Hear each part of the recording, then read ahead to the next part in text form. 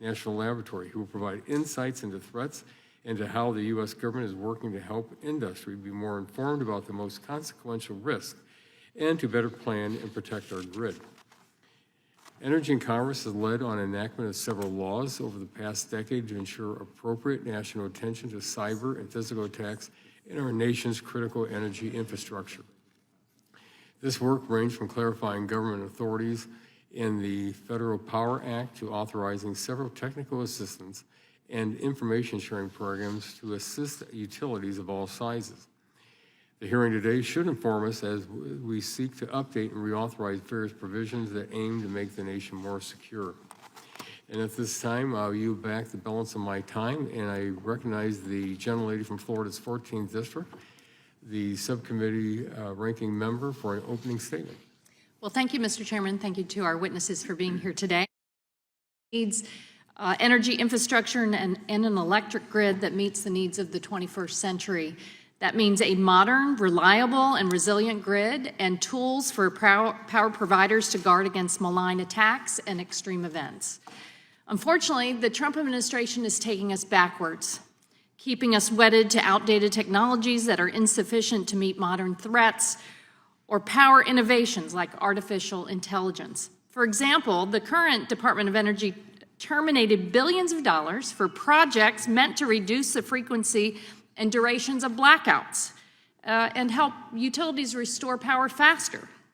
One energy expert who previously consulted for the department recently criticized the administration for arbitrarily ending projects that sought to make the grid more reliable and able to withstand storms, hackers, accidents, and other problems. Some of the canceled projects under the Grid Resilience and Innovation Partnerships Program would have upgraded grid management, including improved sensing of real-time voltage and frequency changes in the electricity sent to homes and businesses. The Trump administration also slashed efforts to automate grid operations and allow faster response to outages or changes in output from power plants, and develop microgrids, localized systems that can operate independently during outages, which really hit home for me last year when many businesses and neighbors went without power for days after Hurricanes Helene and Milton. Canceled grid modernization projects are estimated to total over $700 million across 24 states. For example, a $20 million project in the upper Midwest would have installed smart sensors and software to detect overloaded power lines or equipment failures, helping people respond faster to outages and prevent blackouts. A $50 million project in California would have boosted the capacity of existing sub-transmission lines, improving power stability and grid flexibility by installing a smart substation without needing new transmission corridors. And microgrid projects in New York and Hawaii and New Mexico would have kept essential services running during disasters, cyber attacks, or planned outages. Now, this committee could play a constructive role to get back on track, especially as it has focused a lot of attention on the power needs of AI. Electricity, the technologies that produce it cheaply and efficiently, and a grid that can deliver it where needed will determine the future of AI. In 2008, China and the United States were roughly on par in the deployment of emerging energy technologies, but not today. China dominates this sector. They are electrifying while America recently has taken an off-ramp. Electrification in the U.S. is stuck at just over 20%. China is electrifying at 10 percentage points a decade. They're now at 30% and heading for 35%. And as a result, they're reaping the geopolitical benefits of being able to sell these technologies abroad. In August, China exported $20 billion in clean technology exports. And for comparison, the U.S. exported about $1.3 billion in LNG that month. We cannot win the AI race of the 21st century while limiting ourselves to a 20th century playbook. We need to rapidly deploy grid-enhancing technologies, scale energy efficiency, and support virtual power plants. And while doing so, we can make our grid more flexible and resilient, both to physical dangers and to malicious cyber threats.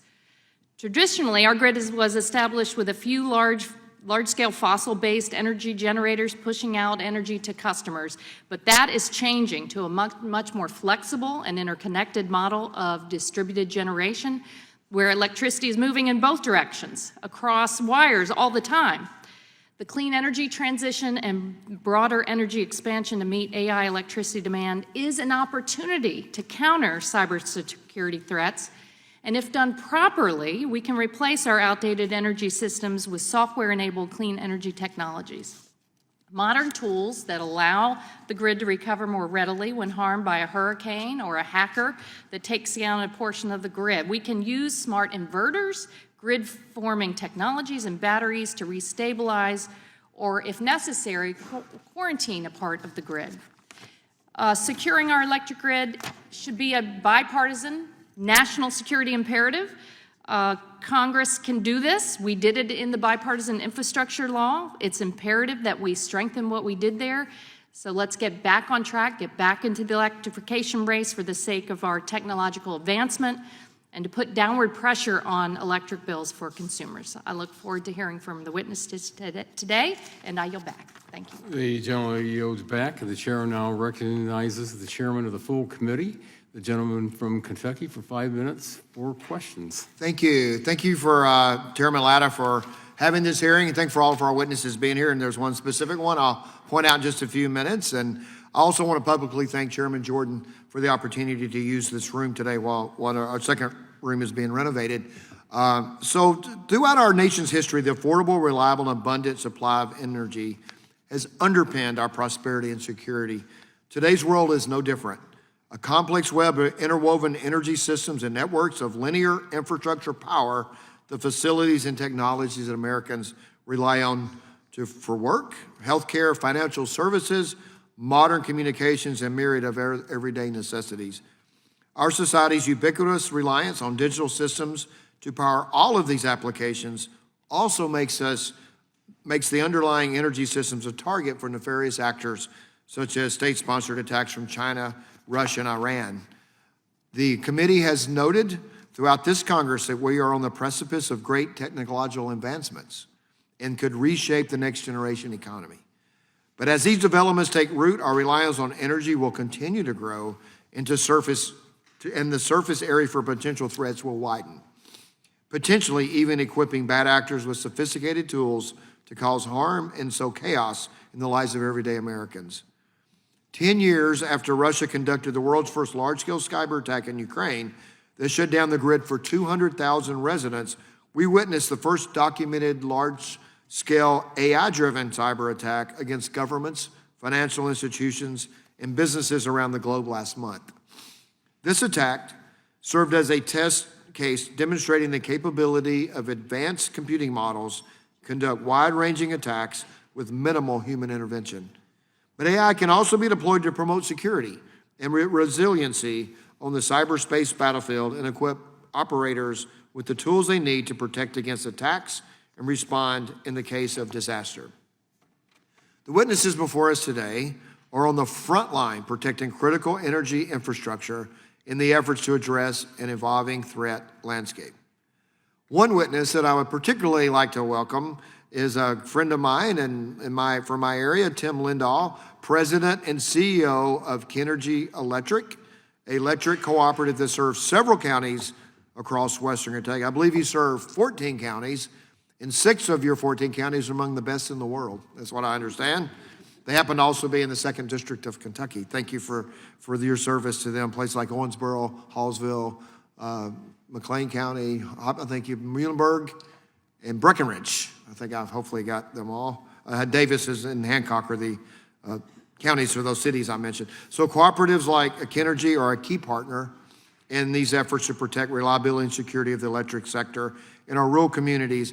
And it's just a note that I'm glad you're here because we have, big, large-scale investor utilities. We have cooperatives that are there to serve the members of their co-op and have the same requirement that you have to have protection and security at whatever scale you operate in. And that is a daunting task. I know you take it seriously.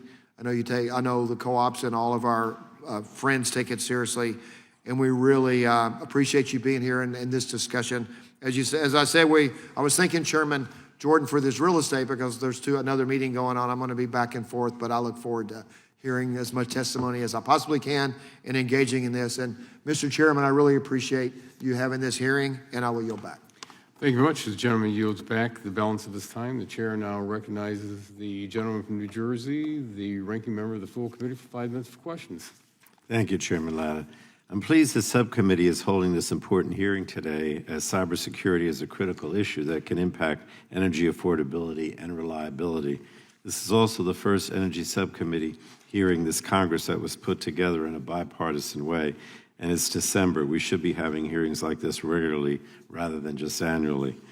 And securing our nation's energy infrastructure from cyber and physical threats should be something we can all agree on. After all, threats to our energy system are only growing, whether it be from nation-state actors such as Russia or China, or domestic terrorists here at home whose capabilities are being enhanced every day by increasingly effective artificial intelligence tools. And soon attacks that would have required the resources of a sophisticated opponent will be able to be carried out by a single person. And our adversaries with resources will be able to sow chaos on a much larger scale than we ever anticipated.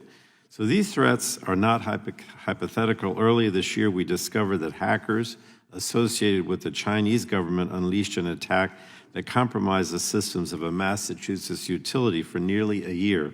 And I don't have to tell anyone the disaster that this could cause, both for the reliability of energy systems and for our mission to keep utility bills low. And that's why today's hearing is so important, and why we have discussed the many threats facing energy reliability this year, from President Trump's attack on clean, cheap energy to threats brought by extreme climate-fueled weather events, to challenges from data centers consuming enormous amounts of electricity, cyber threats to the grid involve an adversary who will seek to overcome any barriers that we can raise against them. So we have to be in a state of constant evolution. Now, the interconnected nature of our energy systems means that any one threat cannot be viewed in isolation. Threats to a gas pipeline can quickly cascade into a threat to electric reliability. And because of this interconnectivity, we must ensure that experts from the Department of Energy play a key role in our government's cybersecurity defenses for the energy sector. And while agencies under the Department of Homeland Security can play an important convening role, it's the DOE, the Department of Energy, not Homeland Security, that has the critical relationships with all the relevant actors in the industry and has the expertise necessary to view threats in a holistic manner. And we saw this in the aftermath of the Colonial Pipeline cyber attack, when the Department of Energy took the lead on the federal response. I look forward to hearing about some of the work that DOE is doing in bringing together the energy industry to talk about threats that impact everyone. However, none of this work at the Department of Energy, it's not going to work, essentially, unless DOE is the agency that's properly staffed and has the resources to fulfill its mission. DOE lost more than 3,500 staff this year as a result of Secretary Wright and DOJ's reckless and relentless attacks on federal workers. We need to ensure that we have sufficient staff working on the issue of cybersecurity and that they get the resources at DOE and the funding that they need. Now, I was the chair of this committee in 2021, and then we passed a law establishing a number of cybersecurity programs at the Department of Energy and the Federal Energy Regulatory Commission. And many of those programs are now coming up for reauthorization and are ripe for examination to see what worked, what didn't work, and lessons we should all learn as we look to potential legislative action. So finally, I hope we can also discuss the security not only of our energy infrastructure, but of the supply chain that creates that infrastructure. During the last 10 months, the Trump administration has hobbled our efforts to reshore manufacturing in America, increasing tariffs, slashing tax credits that were designed to make American manufacturing competitive. And as a result, we're more dependent than ever on foreign sources for critical infrastructure components. And that's a vulnerability that could turn into a devastating weakness if we don't work to reverse it. So I hope to hear ideas on how we can turn this around today from all of you. And again, I thank you, Chairman Latta, and I yield back the balance of my time. Thank you. Well, thank you very much. The gentleman yields back the balance of his time, and this now concludes member opening statements. The chair would like to remind members that pursuant to the committee rules, all members' opening statements will be made part of the record. Again, we want to thank our witnesses for being with us today and taking time to testify before the subcommittee. Each witness will have the opportunity to give an opening statement, followed by a round of questions from our members. Our witnesses for today are Mr. Michael Ball, CEO of the Electricity Information Sharing and Analysis Center and Senior Vice President of the North American Electric Reliability Corporation. Ms. Charlotte Arts, Security and Resilience Policy Area Vice President at Xcel Energy. Mr. Tim Limdahl, the President and CEO of Kenergy Corp. Mr. Harry Kresu, the Director of Studies for the Carnegie Mellon for Institute for Strategy and Technology. And Mr. Zach Tudor, the Associate Laboratory Director at the Office of the National and Homeland Security at the Idaho National Laboratory. We appreciate you all being here today. And before I recognize Mr. Ball for your 5 minutes, let me just mention, if you would pull the mics up close to you and press that button to make sure that that light has come on so we can hear you loud and clear. And at 1 minute, you'll see the green light go to yellow, so you have 1 minute left in your opening statement, and then when it goes red, we'd like you to finish your opening statement. So thank you again for being with us today, and Mr. Ball, you are recognized for 5 minutes to give your opening statement. Thank you. All right, well, thank you, Chairman Latta and ranking members and members of the subcommittee for inviting me and convening this important discussion regarding threats to North America's electric grid. My name is Michael Ball, and I serve as the CEO of the Electricity Information Sharing and Analysis Center, or EISAC. The EISAC is a clearinghouse for security information for the electricity industry of North America. It is operated under NERC, the organization designated by FERC as the Electric Reliability Organization for the United States. Our mission is to reduce cyber and physical security risk to the electricity industry by providing unique insights, leadership, and collaboration across the United States and Canada. We accomplish our mission by gathering, curating, and disseminating threat information in a timely and actionable manner. We do this with asset owners and operators to help mitigate the complex, evolving threats of the grid. The EISAC operates a 24/7 watch operation, develops analysis of ongoing incidents, and provides a suite of analytical products and services accessible to over 1,900 member organizations. EISAC membership represents more than 85% of the meters in North America and includes a range of utilities of all sizes and types, some of which are represented here with us today. The EISAC promotes cross-sector coordination and information sharing as well. This includes natural gas, communications, water, and finance. We work closely with our government partners, such as the Department of Energy, DHS, CISA, FERC, and the intelligence community. We maintain similar relationships with industry and government partners in Canada. To support the connective tissue between the private sector and the government, NERC and the EISAC are members of the industry's Electricity Subsector Coordinating Council. The ESCC, led by industry CEOs in partnership with senior government officials, seeks to operationalize security initiatives and coordinate around events that threaten grid reliability. We do this because the threat landscape is complex. It includes continuously evolving threats from sophisticated and very capable adversaries. Among the most advanced are nation states, the state actors, which are very well funded, and numerous public reports underscore how these adversaries focus on the electric sector. China, Russia, Iran, and Korea are monitored closely. Currently, Chinese cyber activities pose one of the most dynamic threats to our critical infrastructure. The sheer scale and persistence of Chinese cyber activities are demonstrated in the various typhoon campaigns that are widely reported on and lends credence to their ambition to target North American critical infrastructure. In addition to nation-state threat actors, the EISAC monitors domestic and international hacktivist and criminal activities.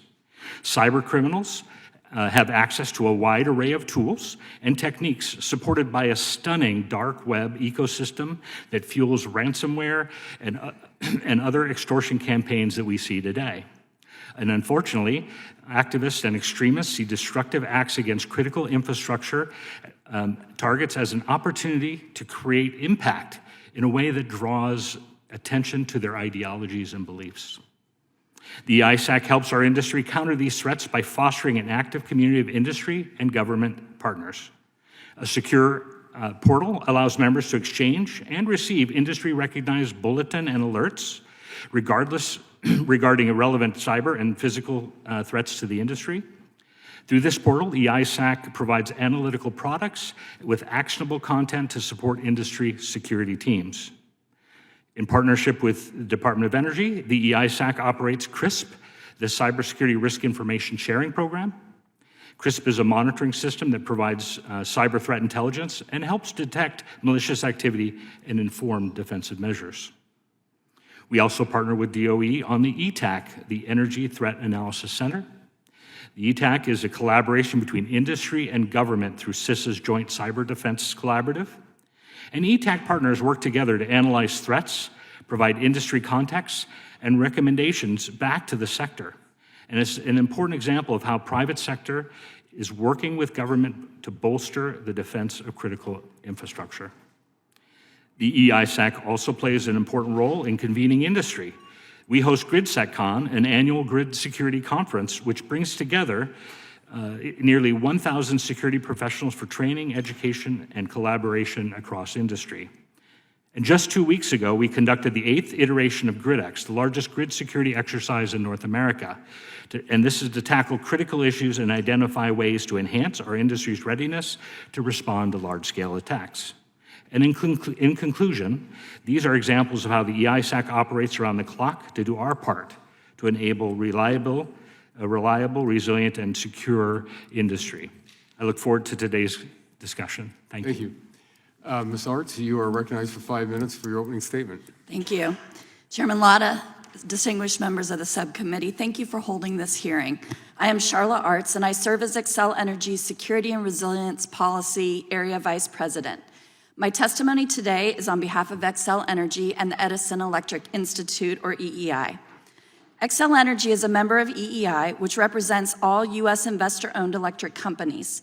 EEI's members provide electricity for nearly 250 million Americans and operate in all 50 states and the District of Columbia. Xcel Energy is a large investor-owned utility operating in 8 Western and Midwestern states, serving 3.9 million electric customers and 2.2 million natural gas customers. For Xcel Energy and EEI's member companies, securing energy systems from all hazards, including cyber and physical threats, is a top priority. As you just heard from Mr. Ball, the threat we face from nation-state adversaries is real. It is advanced and it is persistent. As the frontline defenders of the nation's energy infrastructure, the private sector must be supported by the government to address national security risks. An essential component of that support is the timely sharing of actionable intelligence about our adversaries' tactics and their motivations. Armed with this intelligence, private sector experts can proactively architect security into their systems, hunt for adversarial activity, and mitigate the risks from these threats. An important example of this information sharing support and partnership is the Energy Threat Analysis Center, or ETAC, that Mr. Ball just described.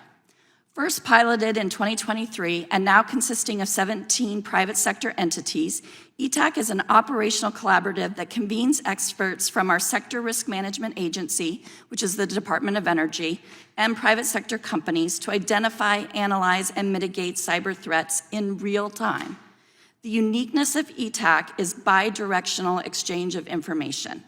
Private sector operational expertise combined with government intelligence that creates products that are specifically targeted to assist energy companies throughout the country reduce risk.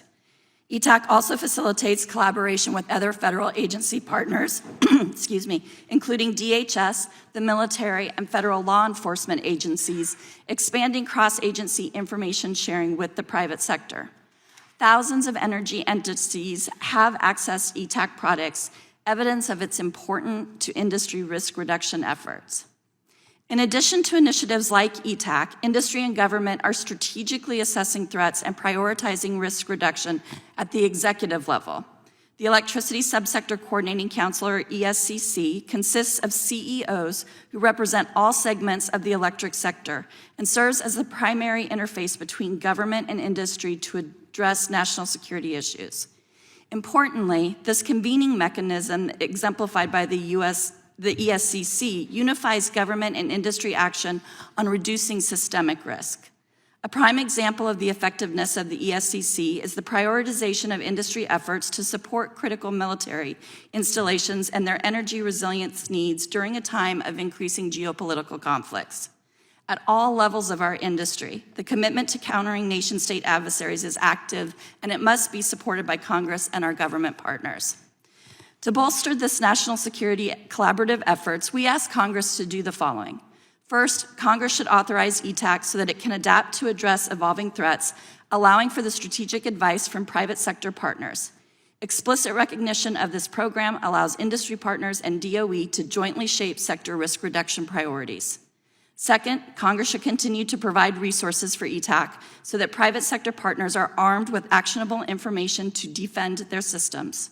Assured resources provide certainty for the private sector investment in this capability. Third, continued recognition of the importance of the sector risk management agencies for risk reduction is essential. The energy system expertise contained within DOE and the National Lab Complex assures that risk assessment is informed by system operational understanding. Having DOE lead interagency engagement minimizes duplicative or conflicting initiatives that tax private sector resources. The security of energy infrastructure is essential to national security. Government and private industry both have roles to play, and we are committed to reducing national security risks. Thank you again for including me in the hearing. I look forward to the questions. Well, thank you very much for your testimony today. And Mr. Lindahl, you are recognized for 5 minutes for an opening statement. Thank you, and good morning, Chairman Latta and Ranking Member Castor and other members of the committee. Thank you for the opportunity to discuss how electric cooperatives are working to secure the grid against the evolving cyber threats. My name is Tim Lindahl, and I serve as President and CEO of Kenergy Corp., a distribution utility in Western Kentucky. I'm testifying today on behalf of the National Rural Electric Cooperatives, otherwise known as NRECA, which represent nearly 900 cooperatives nationwide. At Kenergy, we serve about 60,000 homes and businesses across 14 counties. We also support a robust industrial base and have built over 3,500 miles of fiber infrastructure to help evolve our grid and provide broadband to our rural economies. Every day, America's electric grid faces thousands of cyber intrusion attempts. For rural electric cooperatives, these threats are not abstract. They're real, they're sophisticated, and they're growing. Electric cooperatives are unique. We are private, independent businesses owned by the people we serve. We operate without profit incentive. We power over 42 million Americans, including critical infrastructure such as hospital, data centers, and more than 150 military installations. However, securing this infrastructure presents distinct challenges. We operate in rural areas with lower population densities and fewer resources than many urban utilities. We must secure lines and isolated substations that may be hours apart. Because we have no shareholders, these costly investments are borne by our member consumers, many of whom live with modest incomes. Despite these constraints, co-ops are rising to the occasion. We apply a risk-based layered defense strategy to protect against all hazards, whether they are from severe storms or cyber attacks. Our approach is built on the principle of cooperation. Because we are independent, we can innovate locally, but we can also pool our resources and gain strength in our collective defense. But technology alone is not enough. The most critical piece of a security culture is the teams that work tirelessly day in and day out to ensure that when the switch is flipped, the light comes on. Countless unsung heroes work quietly and anonymously in the background, monitoring and evolving our security. We never see the event that never happened, or we never hear about the attack that never occurred. To support these teams, we leverage cutting-edge tools and resources that are being developed through NRECA's cybersecurity program, like the Threat Analysis Center, a platform that helps co-ops identify, analyze, and communicate threats while reducing alert fatigue so our teams can focus on high-impact risks for the Cooperative Cyber Goals program, which also provides a structured framework designed specifically for cooperatives to advance cyber hygiene regardless of the utility's cyber maturity. While cooperatives are doing their part, we cannot do this alone. Strong federal partnerships are essential to closing this resource gap. Electric cooperatives utilize resources from various federal agencies and departments, including the CISA, DHS, DOD, and the State Intelligence Fusion Centers. These all help co-ops better understand vulnerabilities, emerging threats, and mitigation efforts. The Rural and Municipal Utility Cybersecurity Program, otherwise known as RMUC, is one example of these partnerships. RMUC represents the most significant opportunity for co-ops to bolster their readiness by providing $250 million to help us invest in the people, the processes, and technologies needed to secure the grid. However, we need your help to maximize its impact. While $80 million in the RMUC funding has been announced, much of the funding has yet to be released. We urge the Department of Energy to distribute these funds quickly so co-ops can put them into action. With an estimated $160 million remaining and less than a year left in authorization, NRECA strongly urges Congress to reauthorize the RMUC program. This is critical to ensuring rural communities are not left behind. Protecting the grid is a top priority for the nation's electric co-ops. We are making smart investments, training our workforce, and sharing threat intelligence to keep the lights on. With continued partnership and targeted federal investment, we can strengthen our defenses and ensure the security of the energy infrastructure that powers our nation. The electric grid is too critical to our existence for it to fail. We must get it right each time, every time, all the time. Thank you for your leadership, and I look forward to your questions. And thank you very much for your opening statement today. Mr. Kreishu, you are recognized for 5 minutes for an opening statement. Thank you, Chairman Latta, Ranking Member Castor, and members of the committee for the opportunity to testify today. My name is Harry Kreisa. I'm the Director of Studies at the Carnegie Mellon Institute for Strategy and Technology. My work focuses on U.S.-China competition and the national security implications of emerging technologies. I previously worked in both the Trump administration at the Pentagon working on military doctrine for offensive cyber operations and in the Biden administration at the White House helping lead the development of the national cyber strategy. In both of these roles, I was confronted with wide-ranging efforts by the People's Republic of China to hold our critical infrastructure at risk. Beijing is preparing for conflict over Taiwan, potentially in the very near term. Its theory of victory depends on preventing the United States from mounting a successful rescue mission in response. Both public and private sector cyber threat intelligence analysts have concluded that this strategy likely has two parts. First, to disrupt defense infrastructure to slow our ability to mobilize personnel and equipment. And second, to target civilian infrastructure to sow panic and chaos among the public at large. Our aging infrastructure makes these threats easier, including in our energy ecosystem. Today's electricity grid is too often a hodgepodge of digital tools sitting atop an analog foundation, creating seams where adversaries can slip in. Many cybersecurity specialists used to argue that the best way to handle this kind of challenge was to separate operational technologies from modern networks. In practice, we now know that is nearly impossible. Digitization has swept our world so thoroughly that even national security networks that are believed to be air-gapped often are found to have accidental and unknown internet connections during regular security sweeps and efforts to ensure their ongoing defensibility from adversaries abroad. The only way around this challenge will be through it, embracing modernization from top to bottom, as you've heard from many of the witnesses here today, to achieve that defense in depth that we need for our grid security and defensibility. America's AI build-out, reindustrialization, and broader electrification are in fact already demonstrating the benefits of such an approach. The energy technologies powering this transition, from on-site generation and battery storage to smart inverters and virtual power plants, were designed from the ground up with software at their core, enabling modern cybersecurity features and the ability to update and evolve in response to emerging threats.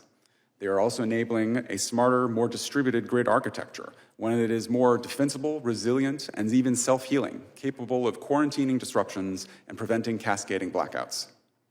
These modern technologies are also opening a new frontier in energy security. Nuclear power, geothermal wells, and inverter-based resources and battery storage require little to no refueling, making them defensible against fuel disruptions, but also insulating homes and businesses from swings in commodity prices. This transformation would be a valuable asset in any Indo-Pacific crisis as well. Our allies and partners in the region, upon whom our forward-deployed forces rely for electricity and other infrastructure needs, are heavily dependent on maritime fuel shipments for their electricity. Modern, digitally native energy systems can not only be more defensible against cyber attacks, but they can also be more defensible against the naval risks that fuel tankers will likely face in any such conflict. But of course, there is a catch. Even as we modernize, too many components that make these systems possible, power electronics, precision magnets, batteries, and other building blocks that some refer to in aggregate as electrotech, are made in China. Beijing's dominance of the very technologies that could make our grid more secure and resilient, and that are defining the future of innovation around the world as we speak, is a strategic and competitive threat. We should treat these modern energy technologies the way we now treat semiconductors, as critical industries requiring greater visibility, investment, and control by the United States and our allies. I urge Congress to support more streamlined coordination between energy and national security stakeholders, procurement frameworks that reward secure-by-design systems, and sustained R&D in breakthrough technologies. I also urge you to build on the manufacturing reshoring progress begun by the energy tax credits in the Inflation Reduction Act and retained in the One Big Beautiful Bill Act. Doing so will ensure we have an energy system that is both more competitive and secure. If we do it right, if we do the kinds of efforts described by my distinguished co-witnesses here today, we could pour a new foundation for our electrical grid that delivers on the energy expansion that we are working through today and guarantee American security and industrial leadership for the next 50 years. Thank you for the opportunity to testify today, and I look forward to your questions. Well, thank you very much for your testimony today. And Mr. Tudor, you are recognized for 5 minutes for your opening statement. Chairman Latta, Ranking Member Castor, and members of the committee, thank you for the opportunity to testify. I'm Zach Tudor, Associate Laboratory Director for National and Homeland Security at Idaho National Laboratory, where I lead nearly 900 experts protecting U.S. critical infrastructure, including the power grid, from cyber and physical threats. As has been mentioned more than once, America faces unprecedented cyber threats to our critical infrastructure. The 2025 Annual Threat Assessment of the Intelligence Community confirms adversarial states are pre-positioning in U.S. networks to disrupt critical services at a time of their choosing. China is the most persistent threat. Through Volt Typhoon, Salt Typhoon, Flax Typhoon, the Chinese Communist Party has embedded itself in our energy, communications, and water systems to set conditions for destructive attacks during the Pacific conflict over Taiwan. They're winning without fighting, attempting to undermine our infrastructure and will to respond. Russia continues aggressive operations despite constraints from the war in Ukraine. From 2015's black energy attacks on Ukraine's grid to the 2021 Colonial Pipeline ransomware, Russian-affiliated actors have proven they can disrupt energy systems at will.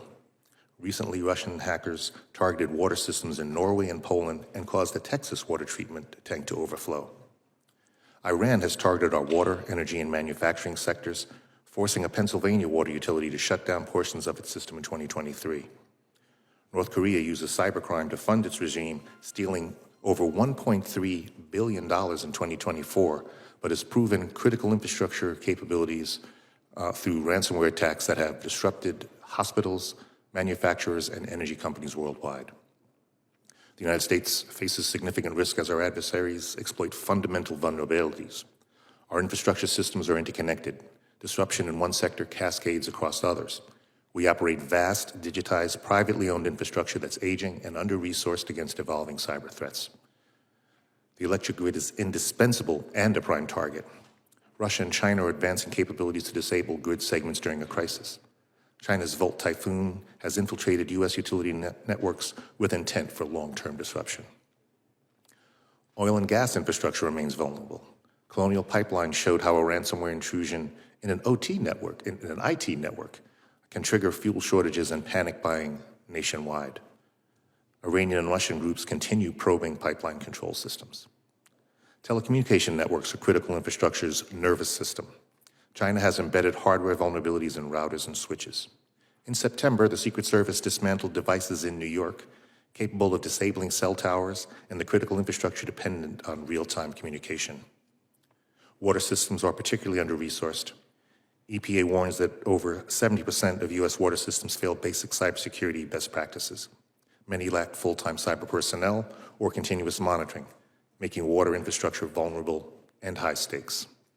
Addressing these threats requires specialized capabilities that the Department of Energy's national laboratories can and have provided for many years.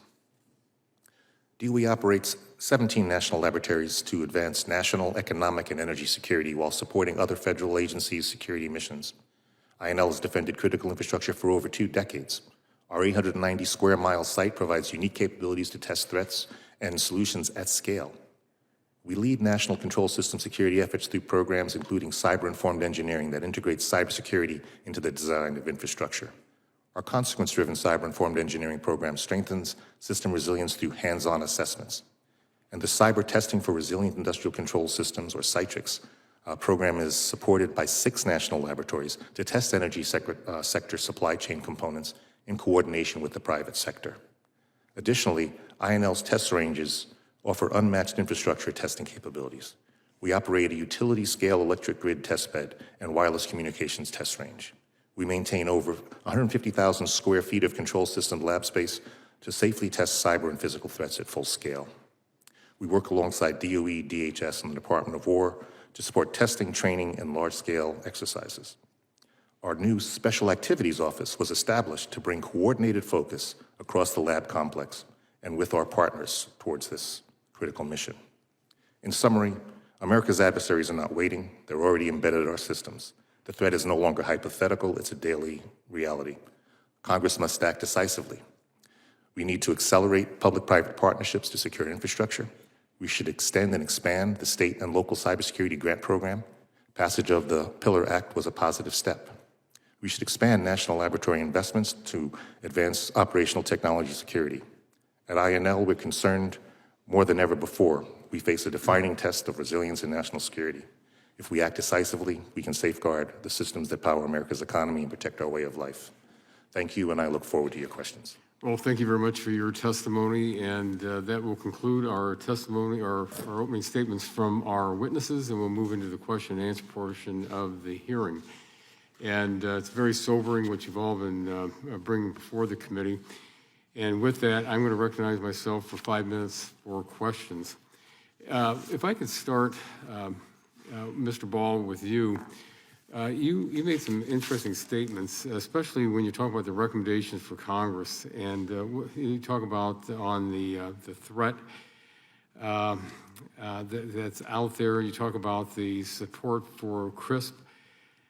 For Northern Ohio, when I look at our utilities, the question is, are we getting the information we need out there at our utilities? Are the utilities getting the information from the federal government on existing threats that are occurring, or what's happening right now? So it's a very good question. I would always err on the side that it's never enough. I would start with that.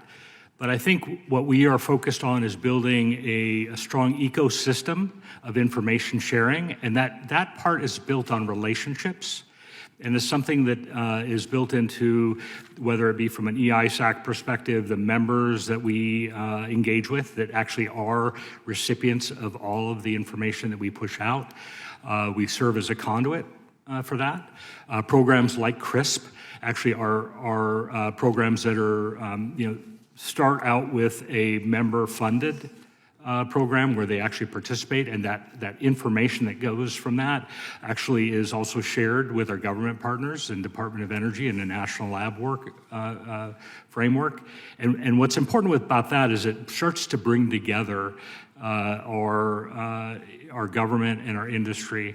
I think also references to the ETAC is another great example of being able to provide information sharing. I think I can't foot stomp that enough, is bringing the awareness that our government partners have around threats, but the contextual understanding of what those threats represent to the industry become a really important part of that dialogue. That is happening, but we need more of that.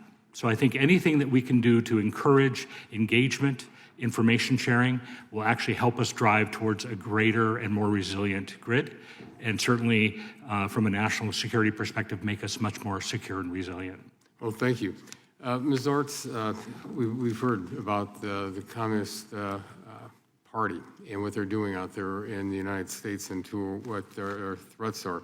You mentioned a defense in depth, because we got to protect ourselves. And so would you want to explain a little bit on what we should be doing on the defense in depth? Because if they've already infiltrated, how are we going to protect ourselves?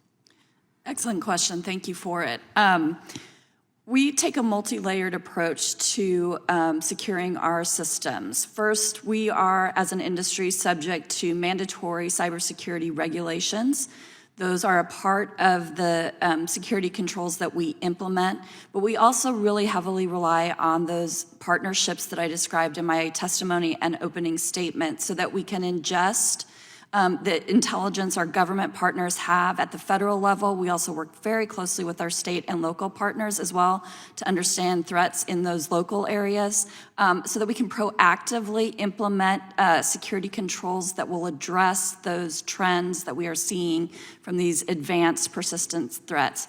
Finally, a really critical component of defense in depth is being prepared. Mr. Ball mentioned the GridX exercise, but we also participate in exercises held by the Department of Energy with our military partners at the state and local level so that we can respond to and recover from very quickly the incidents when they do occur. Oh, thank you. Mr. Lindahl, I probably have more electric co-ops in my district than any other congressional district in Ohio. And when I go out and meet with them all the time, I see what they've been investing just to make sure on the cyber side that they're protecting not only, their system, but also all of their consumers out there, that they want to make sure that the power is always on. A question, do they have the information? Do they have, the time, the money? What's happening out there? And unfortunately, I have about 44 seconds left. We can always use more resources. As cooperatives, every dollar we spend is a dollar that goes into our rates and our members end up paying. So every resource we need, if we can partner and pool together our resources with the federal government, with state governments, with our other utility partners, with other cooperatives, we can help solve this problem without significant cost to the individual members. There's always a need to evolve and to have the tools we need. We can't do this alone. We've got to do it together. Well, thank you. And with my just remaining about 5 seconds, I have additional questions that I'll submit for you all because these are really important questions that we've got to get resolved to make sure we protect the grid. And with that, I yield back and recognize the gentleman from California, 50th District, for 5 minutes for questions. Thank you, Chair Latta, for holding this important hearing. I just want to say that what you've told us is very alarming, and I really appreciate you taking the time to come down here and tell us that. And I'd say to the chairman that American people will note someday that we've been warned today about this. They will have expected us to work on this, and I hope we make that we make this a priority in this committee. Also, just say parenthetically that I saw you don't pay attention to this, but the congressional schedule this year again came out. I believe it has us on the plane more days than it has us in D.C. I think that really inhibits the ability of all committees, but including this committee, to work on important issues like this. And I was sorry to see again, despite our protests, that we could do better, that the committee schedule itself will inhibit us from having enough meeting days to deal with important issues like this. That's above our heads, but we see it again and again, and it's a frustration for me, and I know for a lot of members. I do want to talk about one physical threat to the grid that's of particular interest to me and in San Diego, where catastrophic wildfire is the biggest physical threat to both our energy grid and energy affordability in California. Wildfire-related costs, including proactive investments and post-disaster recovery, now represent 40% of Californians' utility rate increases. 40% is wildfires. So it's clear we need to do a lot more than in that bucket in terms of upfront mitigation. The utility in my area, San Diego Gas and Electric, they're headquartered in my district. They've really done I think, a commendable job. They've invested nearly $6 billion in wildfire preparedness, and they're innovators in wildfire mitigation and grid safety. They have monitoring technologies to detect fire risk and respond to bury transmission lines underground to minimize the risk of ignition, and conduct extensive vegetation management to protect power lines from hazardous trees. But this kind of investment is rare and it's expensive, and a lot of our power grid is vulnerable to falling trees, catastrophic wildfire, and other threats. So there's a lot more that the federal government, that we here, could do to improve coordination and information sharing between federal agencies and state partners, which would unlock the full potential of wildfire mitigation investments. The Fix Our Forests Act, or FOFA, which we hope will pass the Senate this Congress, takes strong steps to address this. The House version of the bill called it the Fireshed Center. The Senate version calls it the Wildfire Intelligence Center. But the goal is the same. It's a one-stop shop for wildfire intelligence, coordination, and response. It would be empowered to work with states, utilities, and communities to mitigate fire risks. Consolidating real-time information on wildfires and wildfire risk through this federal hub will improve preparedness, real-time decision-making, and wildfire response, especially for utility infrastructure in fire-prone areas. Now, Ms. Arts, Xcel Energy has a robust wildfire mitigation plan. Obviously, you work closely with many others to maintain the physical security of the grid. Can you talk about the threat that catastrophic wildfire poses to the grid and how increased communication and coordination among federal government, utilities, and states could be helpful to mitigate those threats? Thank you for the question, Congressman. We take a comprehensive approach to wildfire mitigation risk, to all risks, physical hazards that we face. We operate in 8 states, and like in California, we've seen increased catastrophic wildfires across all of our service territory. Our wildfire mitigation planning is comprehensive. It includes advanced technologies. It includes improved operations and maintenance activity, all designed to mitigate that wildfire risk. Importantly, because of this threat, the Electricity Subsector Coordinating Council has a wildfire mitigation task force that is working very closely with our government partners in the U.S. Forest Service, with Department of Energy, with the Bureau of Land Management to improve upon the consistency of the permits that are needed to conduct vegetation management and other wildfire mitigation risk, to improve the information sharing and the resource allocation to those coordinated efforts. The last thing that I will say about that effort is, and Mr. Lindahl and I were talking prior to the hearing, the benefit of this industry is the amount of information sharing we do with each other to expand understanding of best practices so that we are all working collectively to mitigate these risks. So thank you for the question.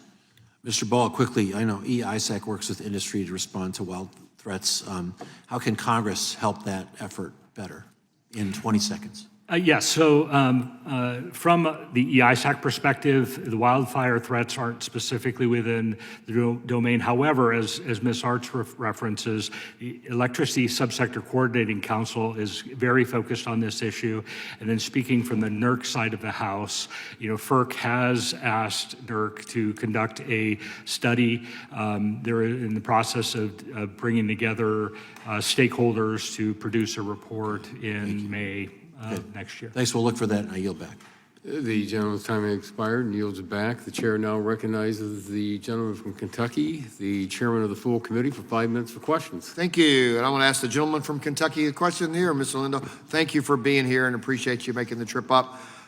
So electric cooperatives serve over 42 million Americans across the country, including many service territories that are seeing significant energy demand due to AI data centers. I know that's in our area. Very interested in AI data centers with the Ohio River, the water, and access to electricity that we have in Kentucky. And Kenergy is very particularly part of the middle of that. And you have the large industrial loads like in Hancock County and other places. And they're important to economic drivers to our West Kentucky communities.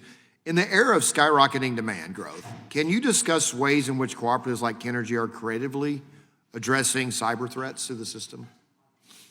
Yeah, one of the concerns we have as we run the grid closer and closer to the edge is it becomes more and more critical to not have interruptions. Before, we could have a small event and it wouldn't have an impact, on the reliability of the grid. But as we push the grid to the limit, with new load, data center load, or any kind of load, it just puts a microscope on any hiccup in the system that could happen. So things we're doing, we do a layered approach as well, and we're an all of the above cooperative. We like to diversify our resources, diversify how we serve things, diversify even the economics around how we serve things. So that's one way we get around it. Insight into our grid, so we can manage our grid much more efficiently and effectively by better management. So part of the reason we've invested in our fiber is to be able to have insight down within our distribution system, and we can leverage new tools and new innovations to help thwart physical and cyber attacks that might come and help keep the lights on. So you mentioned getting close to the level of our grid can support. In my county has well, I have municipal utility, but I have a family business that has a co-op, Warren Rural, and their power comes from TVA. You know, TVA took out a coal plant, and 3 years ago during the polar vortex, we had blackouts in Kentucky, believe it or not. In the energy-rich state, we had blackouts because of decisions to take out power. And so I know that we have increasing demand for power and an incredible increased demand if these AI data centers, but just increased demand anyway, because we're growing again and industrializing again and taking energy offline. And I know that's got to be a concern that I think Big Rivers is where you get is some of the demands that they're having to look at, maybe taking power offline because some of the requirements that have come down from Washington. Is there any comment on that? Yeah, you know, we're in all of the above. We need to keep the resources we have, and then we also need to develop, you know, new resources and new ways to bring electricity in so that we can keep the grid alive. So, and then we need fuel security. You know, a lot of our plants rely on you know, natural gas, for instance. So we're in-depthly tied to the cybersecurity of the natural gas industry. We roll our trucks with diesel fuel. We're heavily, you know, reliant on that network working. So cyber can have a cascading effect on a utility, even if it doesn't directly impact us. But we want the all of the above. Thanks. I agree with you on all the above. I'm all the above person as well. Thank you for that. So, Mr. Tudor, we recently witnessed the first documented AI, a large-scale cyber attack using AI agents with minimal human intervention. AI innovation will create tools to protect critical infrastructure, but bad actors can use them, as we saw with China and Russia, or could see with China and Russia. How might AI widen the attack landscape on our critical infrastructure, and how is INL working to foster innovation in AI development to address these risks? So what's the risk of AI, and what are you doing to counter with AI? Yeah, thank you for the question, Congressman. And yeah, the risk of this really pervasive new tool hasn't been lost on us. And I will say that that AI in its various forms has been used in critical infrastructure, you know, defense, in operations for quite a long time. The onset of generative AI has really caught all of us as we go forward. But this new tool does, you know, allow adversaries to you know, leverage the existing manpower they have, and China among those adversaries has a lot of manpower. It can also enable the defenders at the Idaho National Lab and with other partners such as Oak Ridge, Pacific Northwest. We've developed something that we call Tiger, the test bed for AI grid resilience. I mentioned all of the infrastructure that we have. So understanding what adversaries can actually do with AI and how we can defend it is very important. We're also building on our cyber testing for resilience and control systems program to make sure that we understand what it means when a control system, a vendor-provided system, has AI in it, and what critical vulnerabilities might be included in that, and how we can mitigate them.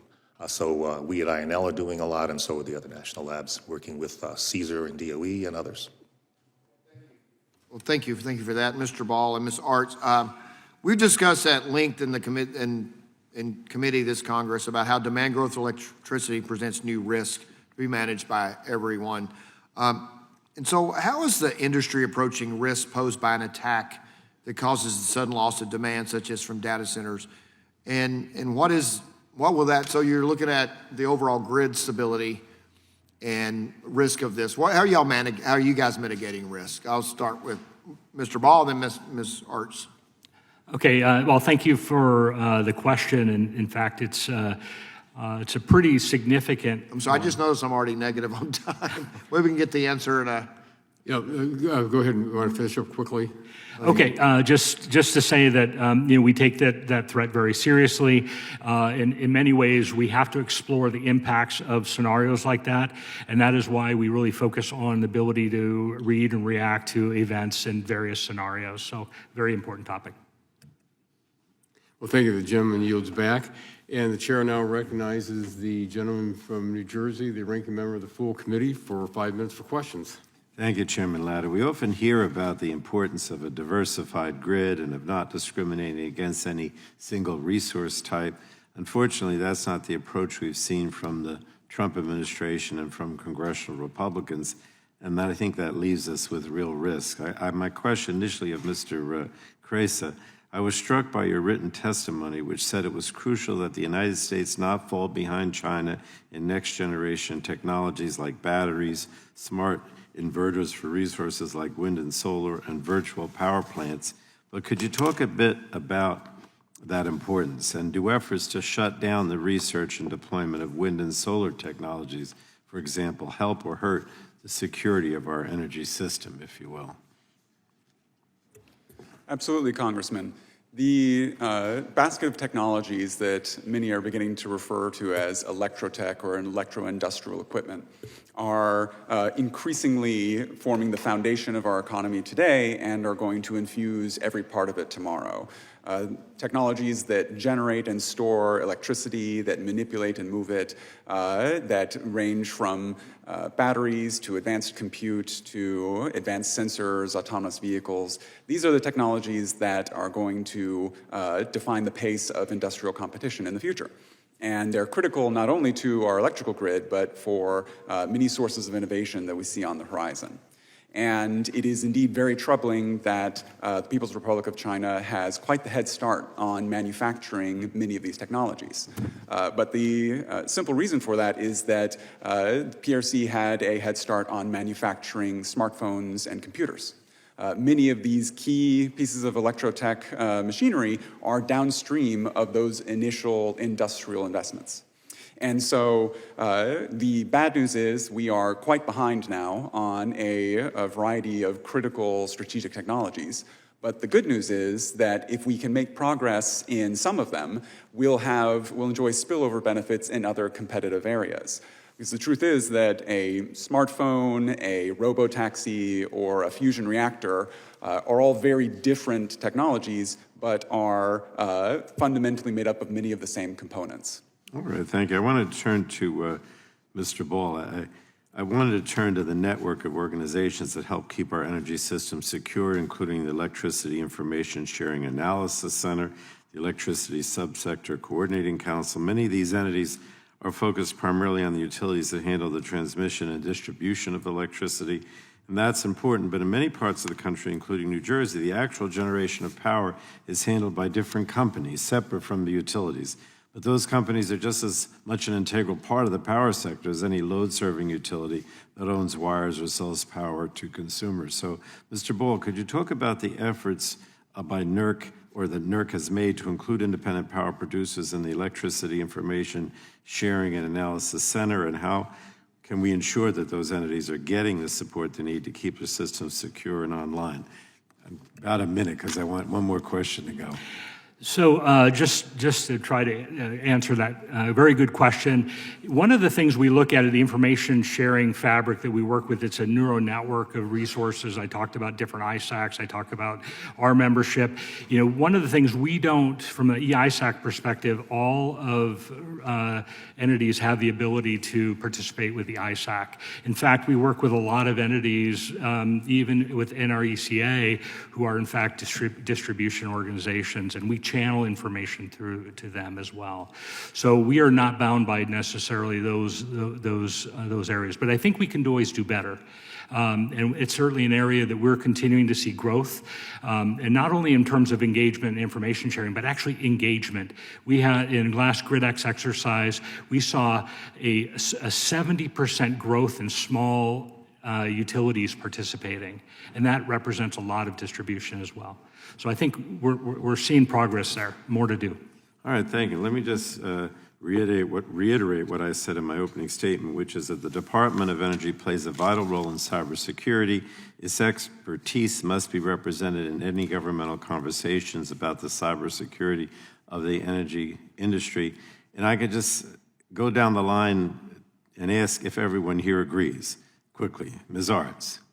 Yes, we heavily rely on the Department of Energy's expertise to enhance our national security efforts. Mr. Ball, quickly. The answer is yes, and we are heavily engaged with them. Mr. Kresha? Yes. Mr. Lindhall? Yes. And Mr. Tudor? Absolutely. All right, thank you, and thank you, Mr. Chairman. Thank you very much. The gentleman yields back, and the chair now recognizes the gentleman from Alabama's 6th District for 5 minutes for questions. Thank you. I'm going to talk a little bit about the energy policies of the past administration and the emphasis on green and reliable and affordable, which I was just looking at some of the increases in energy costs just from 2021 to 2024. 2025 is up 34%. And I think it's a lot of it has to do with what NERC reported as the number one threat to the grid, the change in the fuel mix. But what doesn't often get reported is how much it's costing residential consumers, and that percentage that I quoted, 34% increase is in residential energy costs. So it's created an enormous problem for a lot of families around the country because of the investments that are made. And I'm like Chairman Guthrie, and the rest of my colleagues, I'm for all the above. But there's a hard truth that needs to be acknowledged, that this transition is extremely expensive, and it gets passed on to the consumers. What we saw in Europe should be instructive to us. The Economist magazine, nobody's idea of a right-wing publication, reported that in the winter of 2023, about 68,000 excess winter deaths. This was not people freezing to death. This was people who simply could not afford to adequately heat their homes. It's particularly problematic for people with respiratory illnesses, cardiovascular illnesses, but 68,000 excess winter deaths. That's more than died from COVID. So when you take a look at these investments, and particularly in areas of the country where they have shut down so much hydrocarbon power generation, it's created, I think, a hazardous environment for a lot of people who simply can't afford to adequately heat their homes. It's also, in my opinion, and I think the opinion of many, created an economic security issue and a national security issue. We're in an arms race for artificial intelligence with China.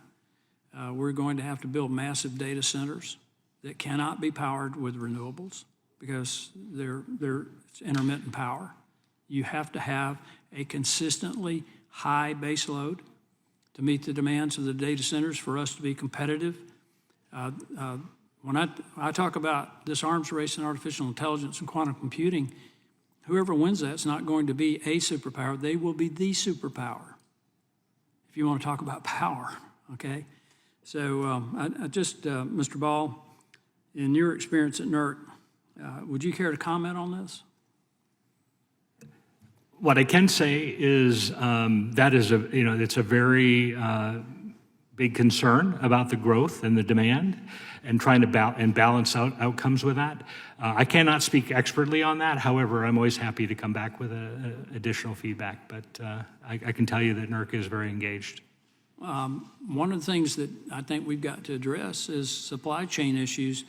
We're not going to be able to build out renewable power until we, as long as we're dependent on China for refined rare earth elements and critical minerals.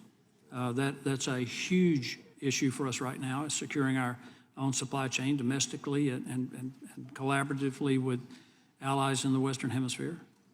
But it's also critical for us to build these data centers. It's one of the things that drives up cost is supply chain issues. Would you be interested in commenting on that, Mr. Lindell?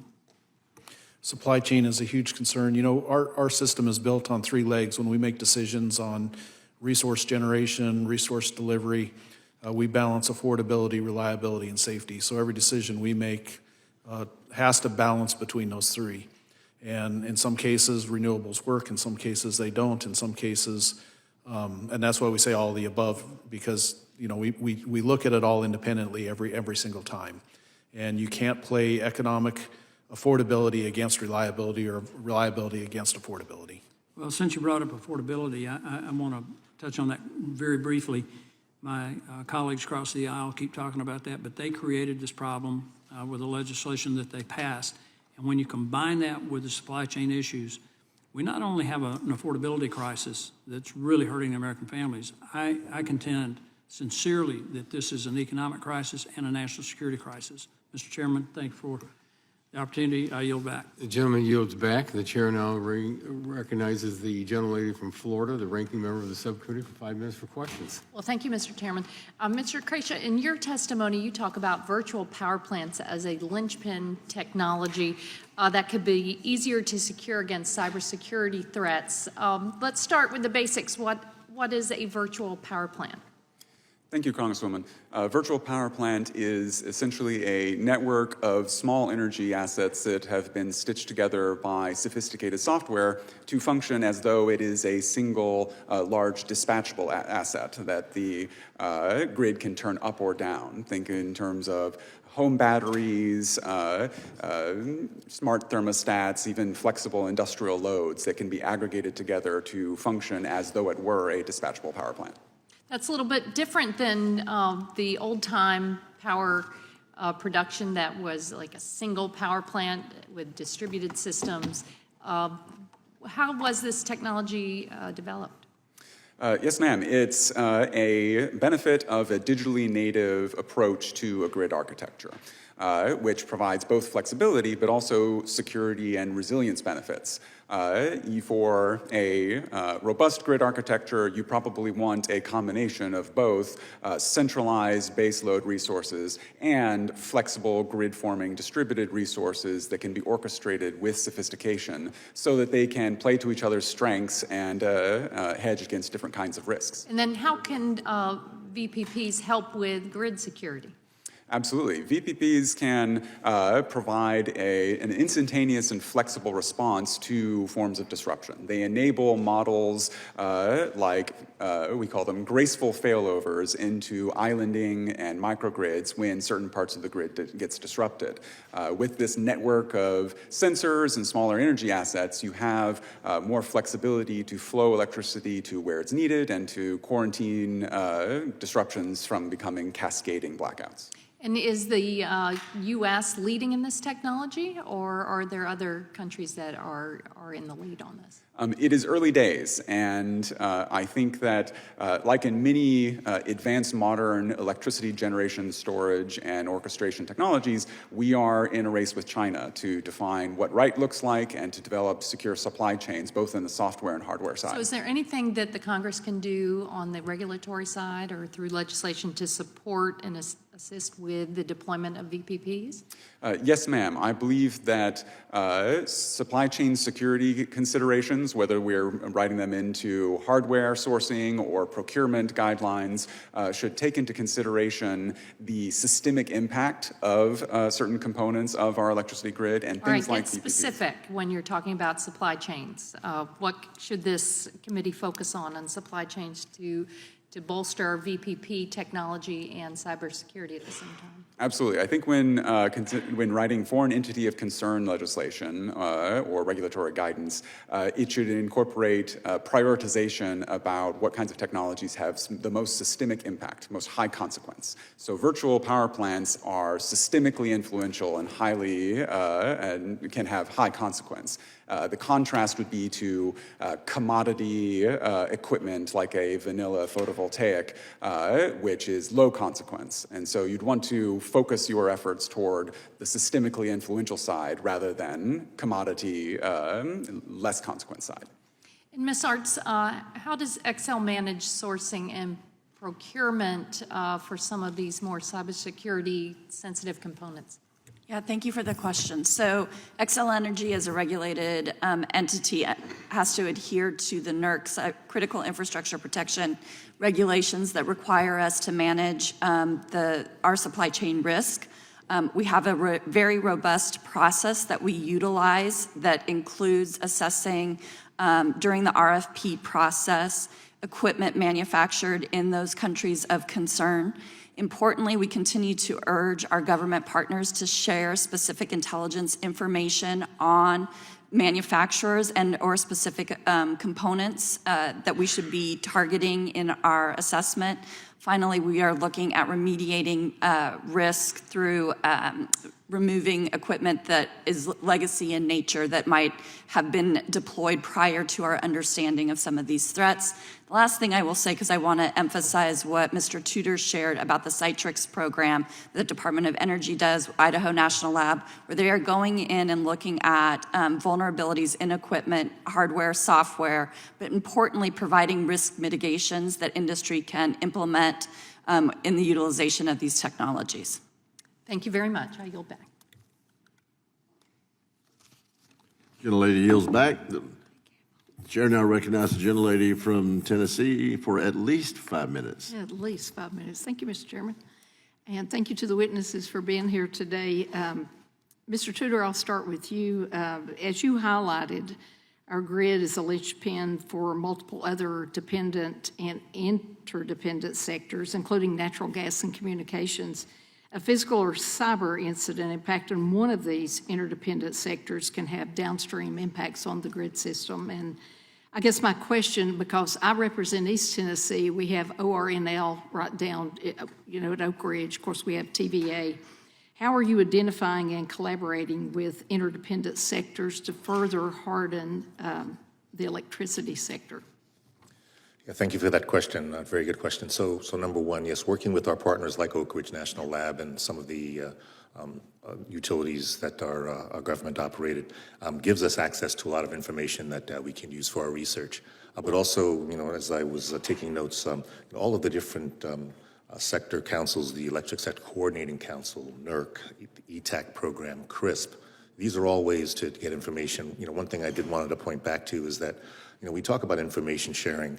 I would say that every 4 and sometimes every 2 years there's an executive order that talks about critical infrastructure security, and information sharing is always one of the top 3 things. And you would think that we'd gotten that. Well, I think we've gotten better at it, but not so much that presidents would have to keep talking about it. So information sharing, actionable intelligence, context, all of these things are important. The national labs work with utilities, organizations, and others to try and get that context and that actual intelligence, but also use that to do research for mitigations for current threats and hopefully mitigate upcoming threats.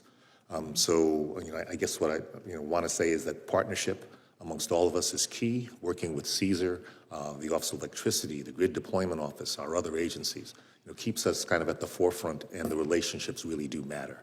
Yeah, they certainly do. Thank you, sir. Mr. Ball, I appreciate you highlighting the significance of GridX and the vendor affiliate program to strengthen the grid resilience.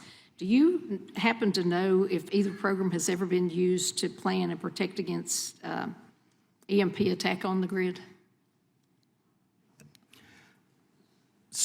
So with regards to GridX, in terms of the exercise, I'm not aware of a specific scenario with regards to that particular exercise. Well, if you haven't done it, what would be required to incorporate EMP scenarios into future GridX exercises? Well, I would say, and certainly GridX isn't the only mechanism by which we would do that, but I think by understanding the nature of the kinetic impacts of EMP to the systems, obviously there's been tremendous analysis done on that. EPRI has done a great body of work in partnership with industry on those, and really leveraging those, the understanding that's been developed out of that analysis to apply those scenarios and then explore the consequences of that and then mitigation. So I believe that is a mechanism by which I always ask when I go visit TVA, what are you doing to EMP-proof that? And even the nuclear facilities and things they're doing, they have new techniques and new things that they're doing to do that. Yep. And I guess this question will be for Mr. Lindell and Mr. Ball and Ms. Arts. The federal government relies on the private sector to provide not only mandatory but also voluntary reporting of suspicious activity and minor incidents to improve overall analysis. Additionally, the government depends upon industry through sector-based information sharing and analysis centers to identify threats, tactics, and provide material support for law enforcement investigations. For its part, the private sector relies on the federal government's intelligence to properly secure their assets from attacks. So, from your perspective, What are the intelligence gaps in the public and private sector? And Mr. Ball, we'll start with you. So I'm sure there are gaps that we can focus on. However, I would say that there's actually a lot of dialogue occurring today. We referenced programs that identify mitigations, like for Citrix, for example, are conduits of information gathering that start to be able to be shared with our industry and to actually be able to deploy techniques to help mitigate the risks on that. The other thing I think is really important is to recognize that, you know, our vendor community is a fundamental part of that ecosystem of information regarding threats. We find that industry, that suppliers that provide industry technologies oftentimes become aware of a vulnerability or something is produced. We want to make sure that we are collecting that information, whether it is through government sources or not. But we want to be able to aggregate that, collate that, and get that out in actionable ways. That's an objective. Well, I am out of time, so you two will not get to answer my question, but you can give it to me in writing, okay? Thank you all. I yield back. Lady yields back. Chair, I recognize the gentleman, Mr. Menendez, for 5 minutes. Thank you, Chairman. To all of the panelists, are you familiar with President Trump's March 19th executive order titled Achieving Efficiency Through State and Local Preparedness? Just show of hands. Most of you are. Okay, I'll read section 1 to you. Common sense approaches and investments by state and local governments across American infrastructure will enhance national security and create a more resilient nation. Federal policy must rightly recognize that preparedness is most effectively owned and managed by the state, local, and even individual levels, supported by a competent, accessible, and efficient federal government. I'm sorry that this administration has failed on the competency part, but I want to just highlight 2 things from an article titled 5 Ways the Trump Administration is Increasing the Risk of Blackouts. It states that in October, the administration canceled more than $2 billion worth of funding allocated to communities to harden their energy infrastructure against extreme weather threats through the Grid Resilience and Innovation Partnership Program administered by the U.S. Department of Energy's Grid Deployment Office. Are you familiar with that program? Yeah. These cancellations included 26 grants across 25 states, and another 19 grants may also be canceled according to an internal DOE list shared by Politico. In addition to the cuts for DOE projects, the administration ended a major FEMA program for disaster resilience called the Building Resilient Infrastructure and Communities Program. BRIC provided funding to communities to reduce the risk of climate disasters and other natural hazards from damaging public infrastructure such as energy, water, and wastewater infrastructure. The elimination of the program revoked more than $3.6 billion in funding that was allocated for community projects across the country, including projects to upgrade the grid. Are you familiar with BRIC? Okay. Mr. Lindell, in response to a question by Chairman Latta, you said, quote, "You can always use more resources." Is that correct? That's correct. Does anybody disagree with that? Okay. So I am going to have you answer yes or no. Are these over $5.6 billion in cuts by the Trump administration to these 2 vital programs helpful to states, municipalities, and utilities? Yes or no? No. The cuts or the funds? The cuts to the funds? No. Yes. Depends. Depends on? You said you need more resources, correct? We do. So $5.6 billion is a significant amount of resources. It is a significant amount, but you know we're going to continue to innovate and run the grid. Whether I know we have you'll do funds what or you not. need to do, but you need us to be good partners. That's right. The executive order says supported, and that includes financial resources, including $5.6 billion in grants. Yes or no? No. No? Yeah. So it's difficult to sit here in this committee room and have this conversation when Republican colleagues are silent when $5.6 billion are being cut from these essential programs and literally undermining the president's own executive order of supporting all of you. But it just doesn't stop there. The administration has also fired over 1,000 cybersecurity and infrastructure agency staff. Does that make our country safer and more able to respond to these increasing cybersecurity attacks? Yes or no? We'll go down the line again. No. No. No. No. No. Yeah. So you understand the challenge that we feel here on this side, right? Because we can diagnose the problem ad nauseum, but we have colleagues who refuse to lift their voices when the Trump administration is cutting $5.6 billion in funds, when they're cutting CISA, which is largely a vendetta, according to Project 2025, about what they think CISA did in the 2016 election. Crazy. They're also moving CISA staff to other agencies like ICE, which has no connectivity to what their work has been. So this administration is weakening our communities. They're weakening the work that you need to do. They're weakening our cybersecurity capabilities. And the last thing I'll say is, Mr. Cresa, you talk about China's awareness of our grid's vulnerabilities and modernizing our grid for increased AI adoption can and should take future cyber threats into consideration, right? Like AI is becoming more of an issue, both from an offensive capability of our adversaries and needs to be a defensive capability. We had our first AI hearing in this committee on February 5th. All that they've done is try to roll back AI state laws. There's no federal framework. There's no federal approach to cybersecurity, to AI, and we're all weaker and more vulnerable because of it. I look forward to our colleagues across the aisle actually doing the work and stepping up for our communities. I yield back. The gentleman yields back. Chair now recognizes the gentleman from Georgia for no more than 5 minutes. I thank the chair, and I thank Chair Latta for holding this important hearing, securing our energy infrastructure. I thank the witnesses for being here to testify. Protecting our critical infrastructure, I think we all agree, is paramount to our national security, especially from attacks from our adversaries. Our electrical grid must be secured so that we can protect it from evolving threats and ensure reliable power can be dispatched. As part of securing our grid, cybersecurity plays a critical role in grid resiliency. I'm fortunate that adjacent to my district is the Savannah River site located in South Carolina. Located at SRS is the Savannah River National Lab. Researchers from Idaho National Laboratory and Savannah River National Laboratory participated through the Southeastern Regional Center for Cybersecurity Collaboration led by Auburn University and Oak Ridge National Laboratory in a first-of-its-kind lab demonstration of some of the challenges faced by electric utility companies and the hardware suppliers to these utilities. A utility provided a scenario to demonstrate resiliency in the face of cyber attack on a substation.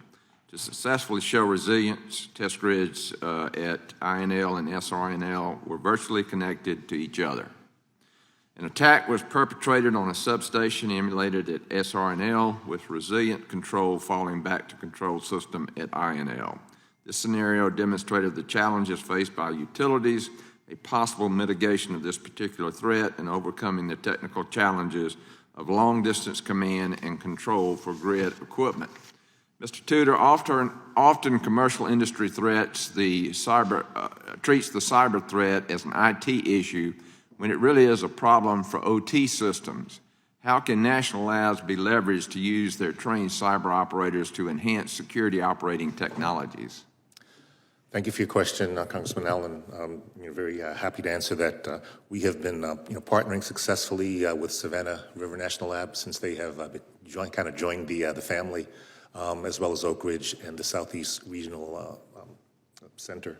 That is one of the things, as we talk about the kind of shift in philosophy towards more regional preparedness with government response. We think that the CERC-3 is a great model, along with things like the Texas Cyber Command, Cyber Florida, and others. So the national labs for a long time have worked to help people understand the meaning of convergence in IT and OT through both workforce development, training programs, demonstrations, appearances at conferences, and talks like this. I think that there is the constant tension between IT and OT as the operational technology is becoming more and more computerized. The vulnerabilities from IT systems become more apparent in our critical infrastructure. I think that we're helping to grow a next generation of engineers, places like Auburn, Georgia Tech, and others that are working with us to help spread that cyber-informed engineering, that built-in resilience in programs. And I'll stop there. Thank you. Okay. As a follow-up, what is Idaho National Laboratory doing to train utilities to identify and address risks to operation technology systems? Yeah, thank you for that. INL is one of the leaders in training critical infrastructure security to utilities and others. We work with our university partners and utility partners. We have a large-scale training program that has been ongoing for the last 17 years. It's called the Red Blue Training, but people from across the industry and around the world come to learn about the threats and vulnerabilities against critical infrastructure and how to go about mitigating them and growing their capabilities. The workforce is a very big issue for us. We know that places like NRECA and others may be under-resourced, and larger companies, larger organizations, things, once again, NERC, FERC, the excels of the nation, help to develop some of the capabilities that can then be given to the rest of the industry so they don't have to spend that kind of research dollar. Thank you.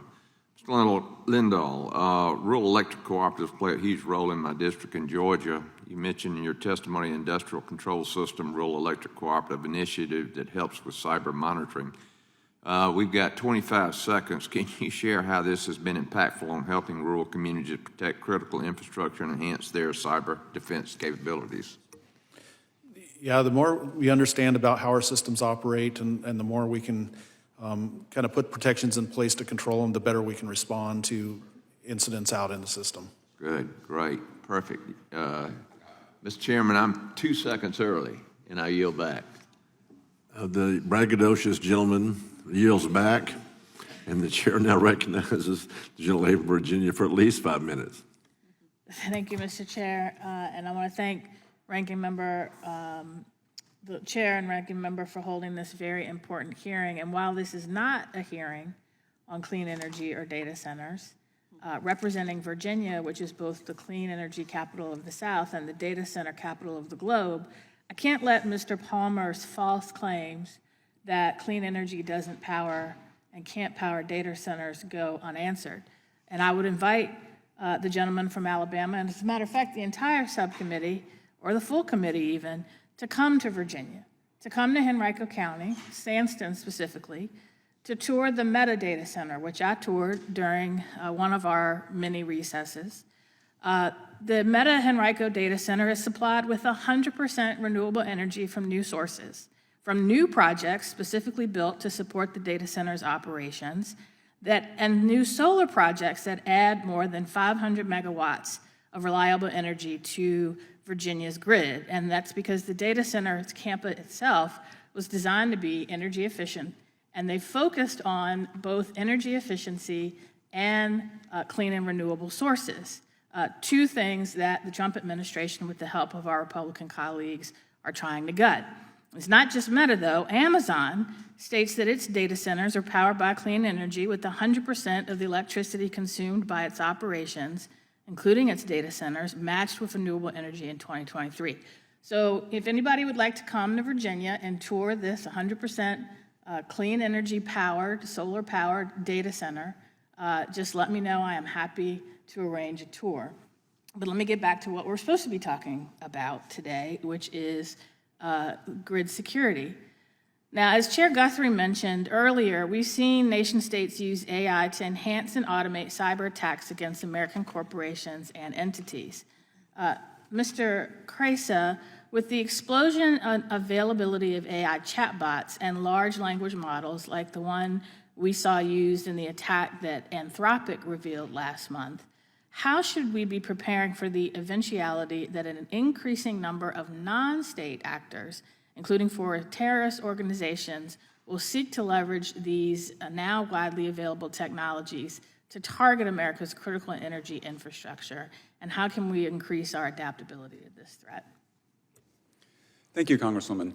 Indeed, the explosion of AI technologies are lowering the bar for how much resources and expertise you need to mount a malicious cyber campaign. And as a result, we're going to need to take defense more seriously across the digital ecosystem and in particular in our critical infrastructure. And I think the answer is going to be modernization from top to bottom. Thank you. And as a follow-up, to what extent have we established a whole-of-government approach that ensures that government agencies and interagency entities are working with utilities and other private partners to monitor, prevent, and react to cyber threats to the grid? And to what extent, if at all, should we be looking to better leverage the resources of interagency efforts to bolster the security of the grid? And again, Mr. Kresa, this one's for you. I think we are standing on a strong foundation built from the last few decades of hard-won lessons in defending our infrastructure from physical and cyber attacks, but it needs to continue to evolve to be flexible to the modern realities facing us in the years ahead. Who makes up the energy stakeholder ecosystem is changing. We are getting more entrepreneurs, more diffuse and diverse sources of dynamic, new, inventive technologies that need to be folded into our existing information sharing and threat response ecosystem. And in your testimony and in your response to one of my questions, you note that America's current electric grid is a hodgepodge of outdated analog technology and more recent digital tools and components that create seams through which bad actors can gain access, compromise, and attack the grid. And so I think we both agree we need to modernize and improve the grid. And I would argue one of the reasons for high electric costs is the fact that we have failed to invest in modernizing and expanding our grid for too long. And so in 25 seconds or less, how would you recommend we in the federal government seek to steer the modernization of the grid to address both short-term vulnerabilities and create a grid that is both technologically advanced, secure, and reliable? Thank you, ma'am. The AI-driven build-out of our energy ecosystem is a golden opportunity to focus the level of investment needed for that transformation to our electricity ecosystem that no other critical infrastructure sector allows. And so I think it will be ensuring that the hyperscalers, the various utilities and energy deployers of the country all have a similar idea of what right looks like, and we seize this moment to distribute that understanding as far and wide as we can. Thank you. I yield back. Gentleman yields back. Chair, now recognize the gentleman from Texas for 5 minutes. Thank you, Mr. Chairman. I think this is a really important topic. I serve on Homeland Security as well, and so the intersection of the grid, of the threats that we're facing, the things that y'all are doing, how the government can help, what we need to be doing to help, the intelligence that you need, the sharing of information, and those types of things are really important. Before I get into the questions, I want to submit a letter for the record, Mr. Chairman, that we sent to the Department of Commerce, to Secretary Lutnick, that Mr. Balderson and I wrote. Without objection, so ordered. And it has to do with the Chinese manufactured inverters and just the critical grid components that we're very concerned about. So we'll get that for the record, but I'll just jump right into questions. Mr. Ball, in your testimony, you indicated that the PRC, the campaigns like Salt Typhoon and Volt Typhoon represent the most persistent and adaptive threats that are targeting our infrastructure. We know that the Chinese Communist Party is actively seeking to do damage and gather intelligence, but can you describe at an operational level what utilities are doing differently today than has been done to detect and to stop these campaigns, and then what gaps still exist that we need to be worried about? So I think the best way to describe that is I think we see an industry that is evolving in its capabilities, and it's based on awareness. I think we have seen a significant awakening, and I'm not saying it's enough, but we have seen a significant awakening to the threat with our industry. And when it boils down to it, despite the sophisticated capabilities that threat actors like the PRC has, a lot of the things that make us resilient still boil down to basic practices. And making yourself and our utilities, and we need to continue to bolster that capability. Our industry, whether it's large IOUs or down to the municipals and cooperatives, I think you're hearing even today how this industry is awake to that. And I think we need to continue to empower them to be able to build a more resilient system. Are you seeing that there are other state actors that are seeking to exploit the Chinese-made inverters? It's a good question. I think that we don't see any, from my perspective, my purview, I necessarily can't comment or see any different threat actors utilizing the same core technologies to exploit it. But I would say that threat actors of all sorts, if there's a vulnerability in a technology, they will seek to exploit it. And that can range from sophisticated threat actors all the way down to criminals, folks that want to monetize vulnerability by attacking. Mr. Lindahl and Ms. Arts, I'll get to you on a question here in a second, but same thing for you. We have a lot of rural cooperatives in my district. I think I overlapped with something close to 15 or so. The gentleman behind you could probably answer that question for me. But what kind of threats or vulnerabilities or gaps are you seeing specifically in the rural cooperative? We see the same threats, I think, that every other utility sees. I don't think, a threat actor doesn't differentiate between a small cooperative and a large utility like an Xcel Energy. And we put the layers in place, and we don't necessarily care where the threat comes from. We care that we have things in place to prevent it from happening and be able to respond to it once it does happen. However, with information sharing, we do need the tools so we understand what the threats are, and we can develop the tools to mitigate them. Are you getting what you need in the form of intelligence, information sharing, and an awareness of the threat as our intelligence community sees it? Are you getting that in a timely manner? It's a good foundation. I think it's working, and it's working now, but we can always evolve and improve. I'll take that for we need to improve. Ms. Arts, you mentioned in your testimony that the Chinese state-sponsored actors have already compromised multiple U.S. critical infrastructure providers with the intent to disrupt operational controls. How have the cybersecurity practices changed in response to these threats in these nation states? Yeah, thank you for the question. I would say the information that we've received, particularly on Volt Typhoon and Salt Typhoon, resulted in the Energy Threat Analysis Center, which I mentioned, really honing in on that threat and developing capabilities is maybe not quite the right word, so that small, medium, large electric utilities could look for evidence of those cyber actors in their systems. Those threat hunt memo guides that were produced by ETAC are an example of us as industry taking that intelligence, innovating, and getting quick risk reduction priorities into the hands of those that need to use them to mitigate the risk. Thank you. My time's expired. Yield back. Gentleman yields back. The gentlelady from Colorado is now recognized for at least 5 minutes. Thank you, Mr. Chairman.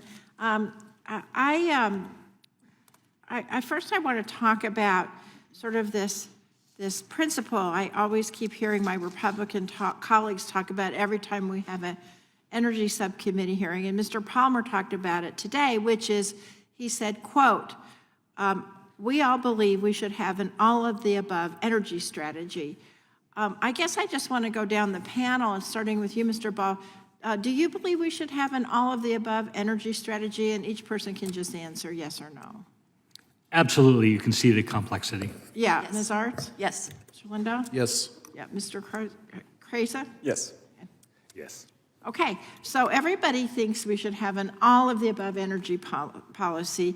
Mr. Krasa, I want to ask you, my staff and I tried to make an exhaustive list of what an all-of-the-above energy policy sources would contain. And here's what we came up with: crude oil, natural gas, coal, solar, wind, nuclear, hydro, biofuels, geothermal, hydrogen. Does that sound about right? That sounds about right, ma'am. And so here's my concern is when we have these hearings, they say they support an all-of-the-above energy policy, but then they all the policies they advocate for completely only talk about those top three: crude oil, natural gas, and oil. And I just want to ask all of you folks here who represent industry and others, are any of your industries or your businesses associated with you moving away from these other sources of energy to just go to these three because of cybersecurity issues? No. No. No. Yeah.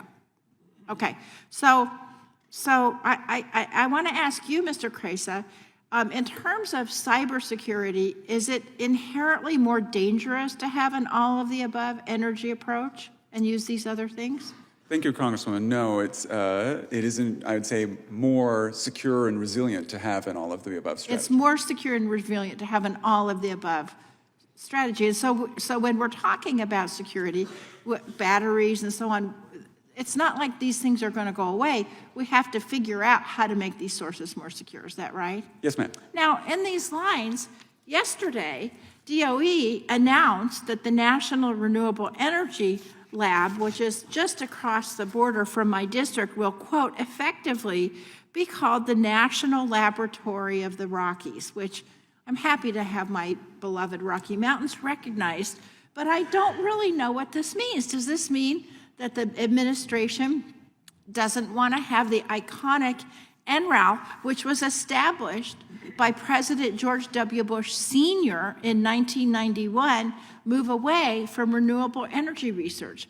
So thanks to the help of AI, I went online and I looked at their report for 2023, and they're talking about research finds opportunities for breakthrough battery designs, hydrogen blending as a pathway towards U.S. decarbonization, full steam ahead, unearthing the power of geothermal, and it goes on. You get my drift. What I want to know is, in this performative action by the administration yesterday of renaming the lab, are they now planning to move away from research that will actually help us make our grids more secure in the long run? And that's the problem I have with what's going on with the Trump administration and with my colleagues across the aisle. Now, Ms. Arts, I do have to ask you a question because Xcel Energy, of course, is my local energy company, and I really do appreciate your testimony here today.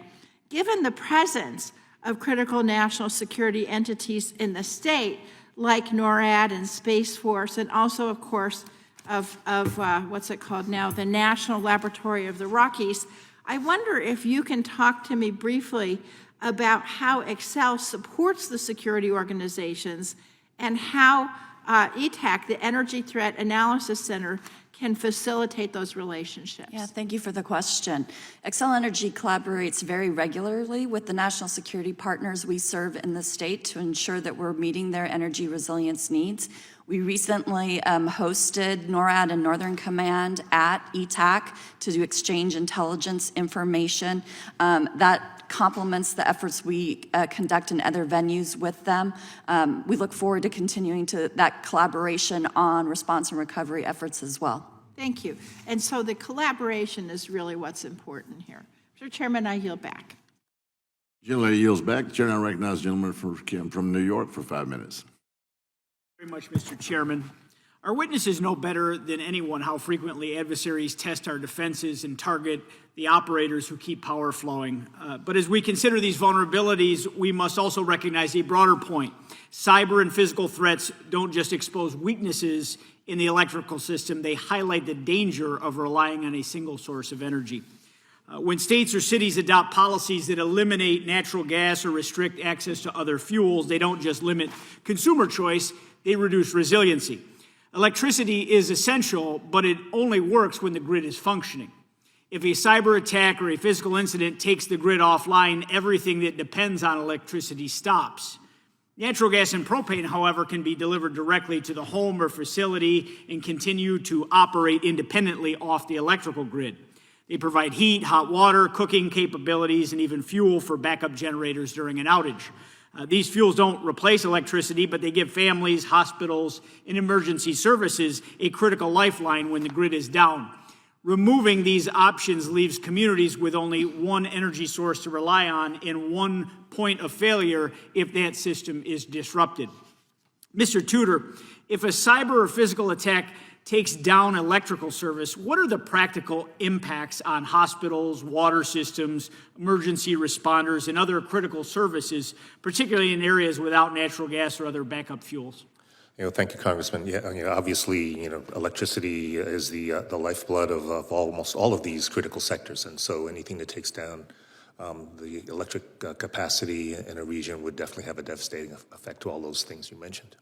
These aren't abstract concerns. In my home state of New York, policymakers are moving aggressively towards an all-electric mandate in rapidly increasing electric load without adding generation or transmission needed to support it. The New York Independent System Operator has repeatedly warned that the grid is already strained during winter peaks. In electrifying for heat and transportation without backup options, it's creating serious reliability risks. And these are technical assessments, not political arguments. Mr. Lindahl, when a cyber or physical incident knocks out electrical service, what does that mean for the hardworking families that you serve, especially those living paycheck to paycheck who can't afford long outages and don't have alternate heating or cooking options? Yeah, there's a significant cost to outages, and the longer-term cost is to our general economy. If we have a negative impact on the reliability of our grid, that's going to force people to make decisions to go elsewhere. And it would be the same with affordability as well. And so we've got to get it right, because we can't afford to lose what we have, and we can't afford to let our folks go cold in the wintertime or hot in the summertime. Those are life and death matters. Thank you very much, Mr. Lindahl. And when you combine a stressed grid with increasing cyber threats, the risk comes even clearer. If electrical demand keeps rising while natural gas is phased out, a single attack on a transmission line or a control center doesn't just cause inconvenience, it threatens entire communities. Hospitals without heat, seniors at risk from freezing temperatures, manufacturers forced offline, and emergency responders left without any kind of safety net, no redundancy. True resilience requires multiple energy pathways: electricity, natural gas, propane, backup generation, and distributed resources, so that a single disruption cannot shut down a community. And with that, Mr. Chairman, I yield back. Gentleman yields back. The chair now recognizes the gentlelady from California for at least 5 minutes. Thank you very much, Mr. Chairman, and I want to thank the witnesses for being here today. Mr. Cresa, as ranking member of the Communications and Technology Subcommittee, I've led efforts to rip and replace insecure Huawei and ZTE equipment from U.S. telecom networks. However, I'm really concerned that we're facing a similar problem with Chinese-made grid equipment. It doesn't matter how strong our cyber defenses are if the Chinese military have direct backdoors into Chinese-made inverters, transformers, battery systems across the U.S. electric grid. Mr. Cresa, how big of a problem is this? Thank you for that question, Congresswoman, and thank you for your efforts to secure our telecom infrastructure. This is indeed a big problem, but it's bigger than an electrical equipment problem, it's bigger than a telecom equipment problem. It's a modern society problem. Any piece of equipment that has a computer in it likely has a major Chinese dependency. So we can't just carry out a rip and replace program for Chinese-made grid equipment. So let's say this, not everything made in China is spyware. Mr. Cresa, how do we identify with certainty what Chinese-made grid equipment poses a risk? It is going to require a risk and consequence prioritization framework.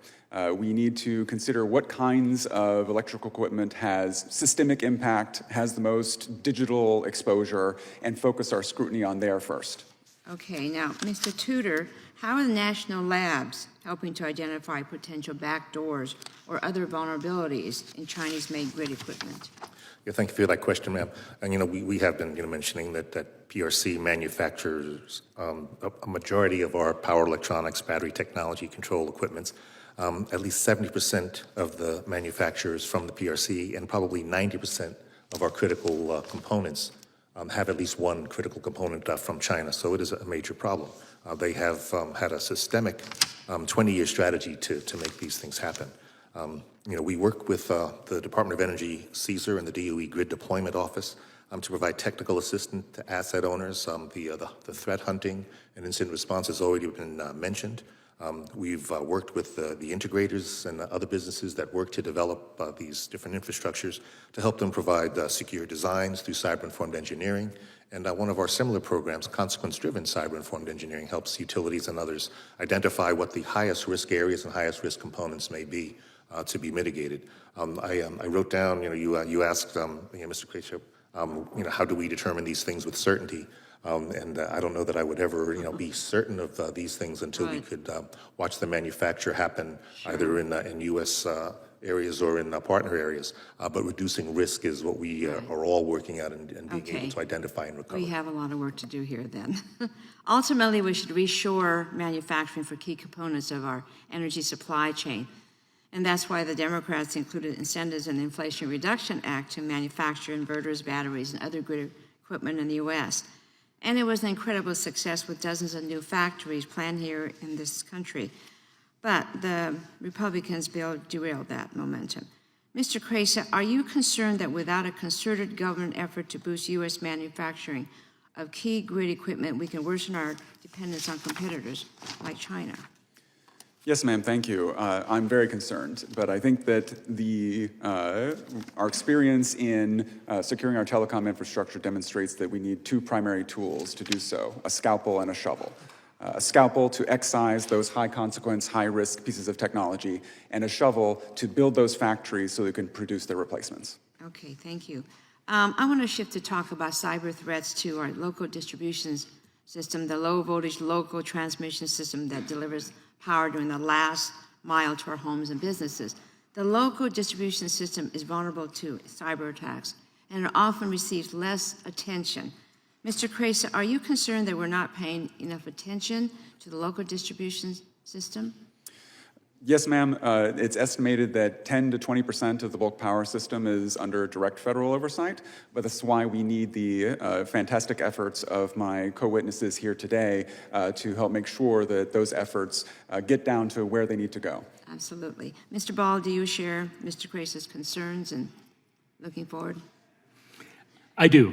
And we are very focused on trying to fill any gaps there by really channeling information in actionable ways to the local companies that are running distribution systems. Realizing, of course, a lot of the states are more involved in that process, right? Yeah, yes. Absolutely.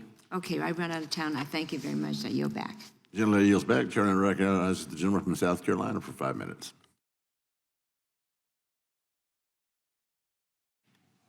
Thank you, Mr. Chairman, and thank you to our witnesses for being here today. If the power goes out, everything stops. Hospitals, water systems, communications network, everything. I think it's incredibly alarming, some of the testimony I've heard today about malign actors, nation states, and also others, China, Russia, Iran, North Korea, becoming more aggressive and sophisticated. I think reading, me personally preparing for this hearing, reading about China's preparations if there was a conflict on how to target our grid, that's really alarming, right? Like that's incredible stuff that we have to grapple with. And I'm glad that this committee, I think, is taking a holistic and serious approach to identifying ways in which we can be more resilient, right? That we can withstand these types of cyber attacks. Mr. Ball, to you, what role do you think the EISAC plays in identifying and sharing threats coming from the pipeline sector that could affect power generation and power delivery? Thank you. It's a very good question. And I would have to say you characterized the productive paranoia that I think all of us operate under. And we, to that point, with our, particularly with the natural gas sector, we've actually had partnership from an EISAC perspective that goes way back. We worked actually with the downstream natural gas ISAC, what is now the one ISAC. This is a network of information sharing that happens every day. We believe that the trades also work very closely together, meaning, AGA, INGA, and our electric trades actually do work very close together and worry about the complex interdependencies between those different systems. Do you think, in that same vein, though, that you have sufficient visibility into pipeline sector threats, or are there any blind spots that Congress should consider for today's hearing? Well, I think we certainly have lots of insights into the threats that are part of it. I think what is particularly challenging is the dynamics of those systems when it comes to natural gas and the operational realities of those assets when in need to supply the electric sector. There's a lot of good. In fact, there was an excellent exercise that EEI facilitated that actually brought leaders together to tackle some of those issues, like how do we deal with these complexities when very bad day happens. What about Congress? Are there blind spots that Congress needs to be aware of? It's hard to speak to that. I actually, have to believe we do not have perfect visibility. None of us should be able to claim that. And I think there's always an opportunity to improve there, so. Thank you. Ms. Arts, from the perspective of investor-owned utilities, do you think that the utilities are receiving actionable intelligence quick enough to prepare for threats, or could that could move between sectors like gas and electricity? Thank you for the question. As one of my colleagues stated earlier, we can always do better. We are doing a lot of that improvement on sharing actionable intelligence out to the entire industry via the Energy Threat and Analysis Center and the regular information sharing that occurs between the EISAC and the downstream natural gas ISAC. We are very collaborative as an industry because we are interconnected and we understand that.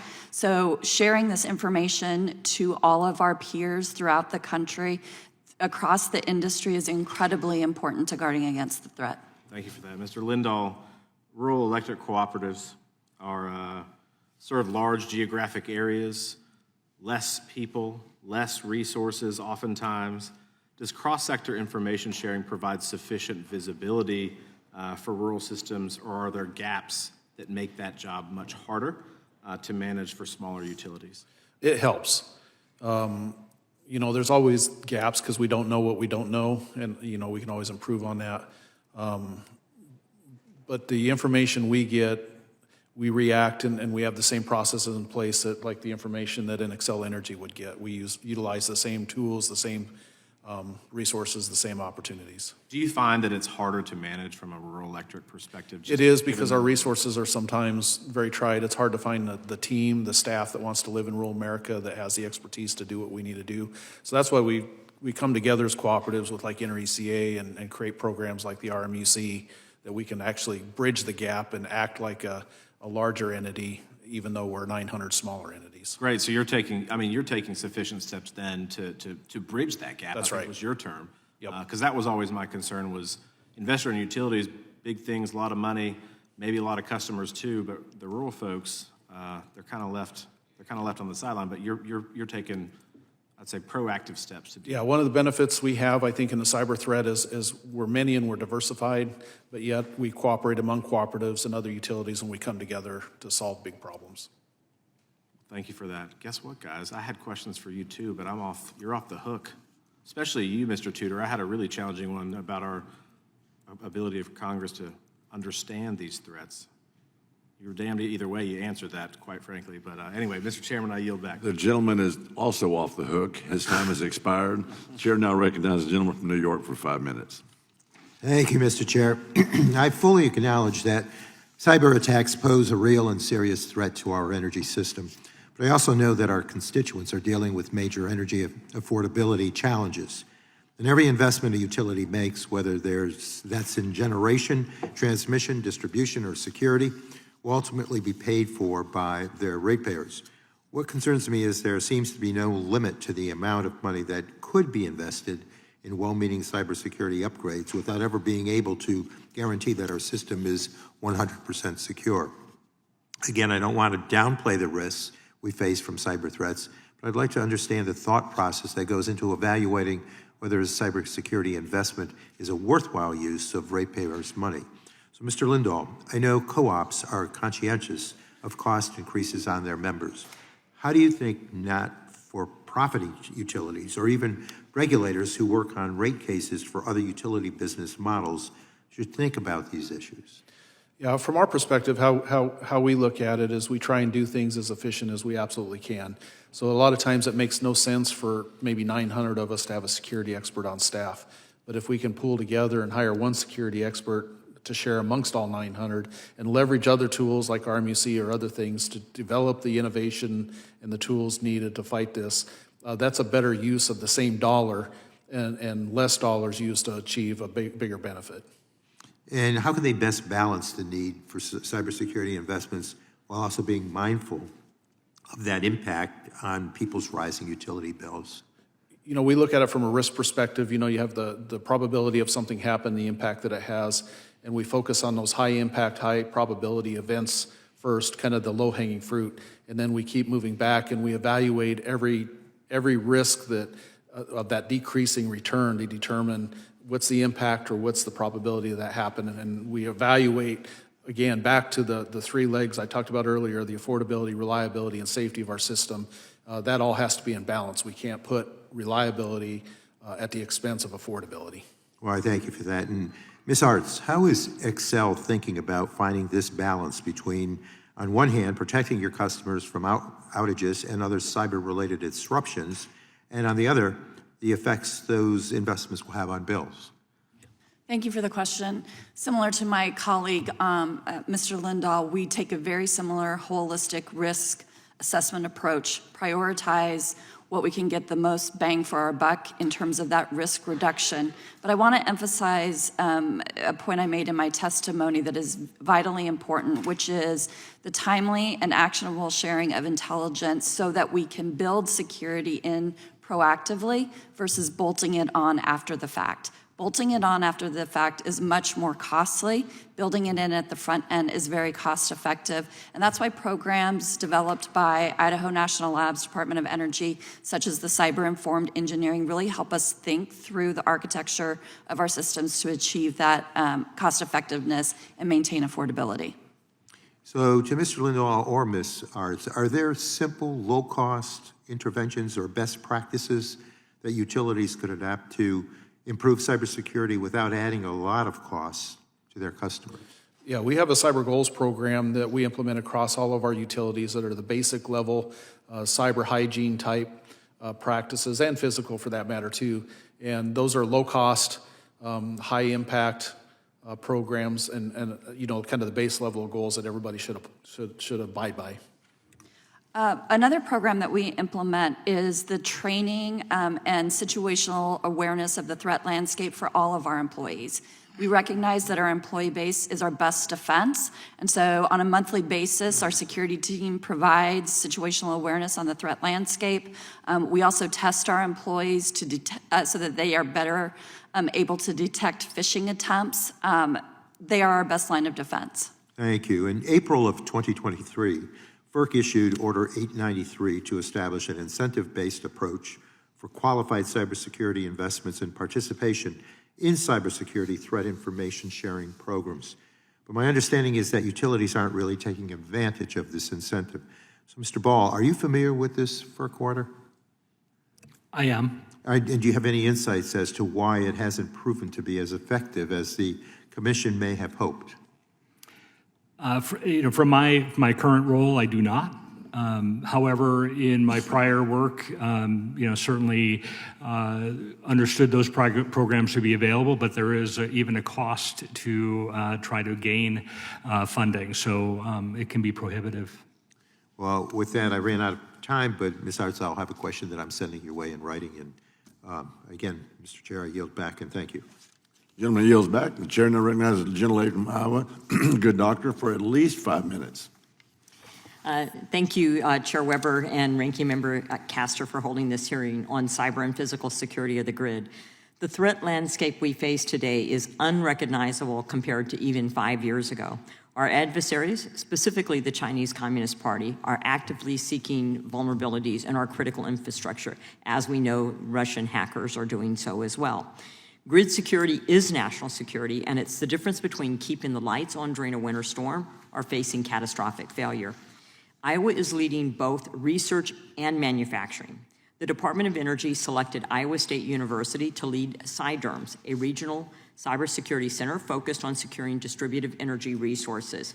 As more renewables are brought online, we're introducing millions of new devices to our grid.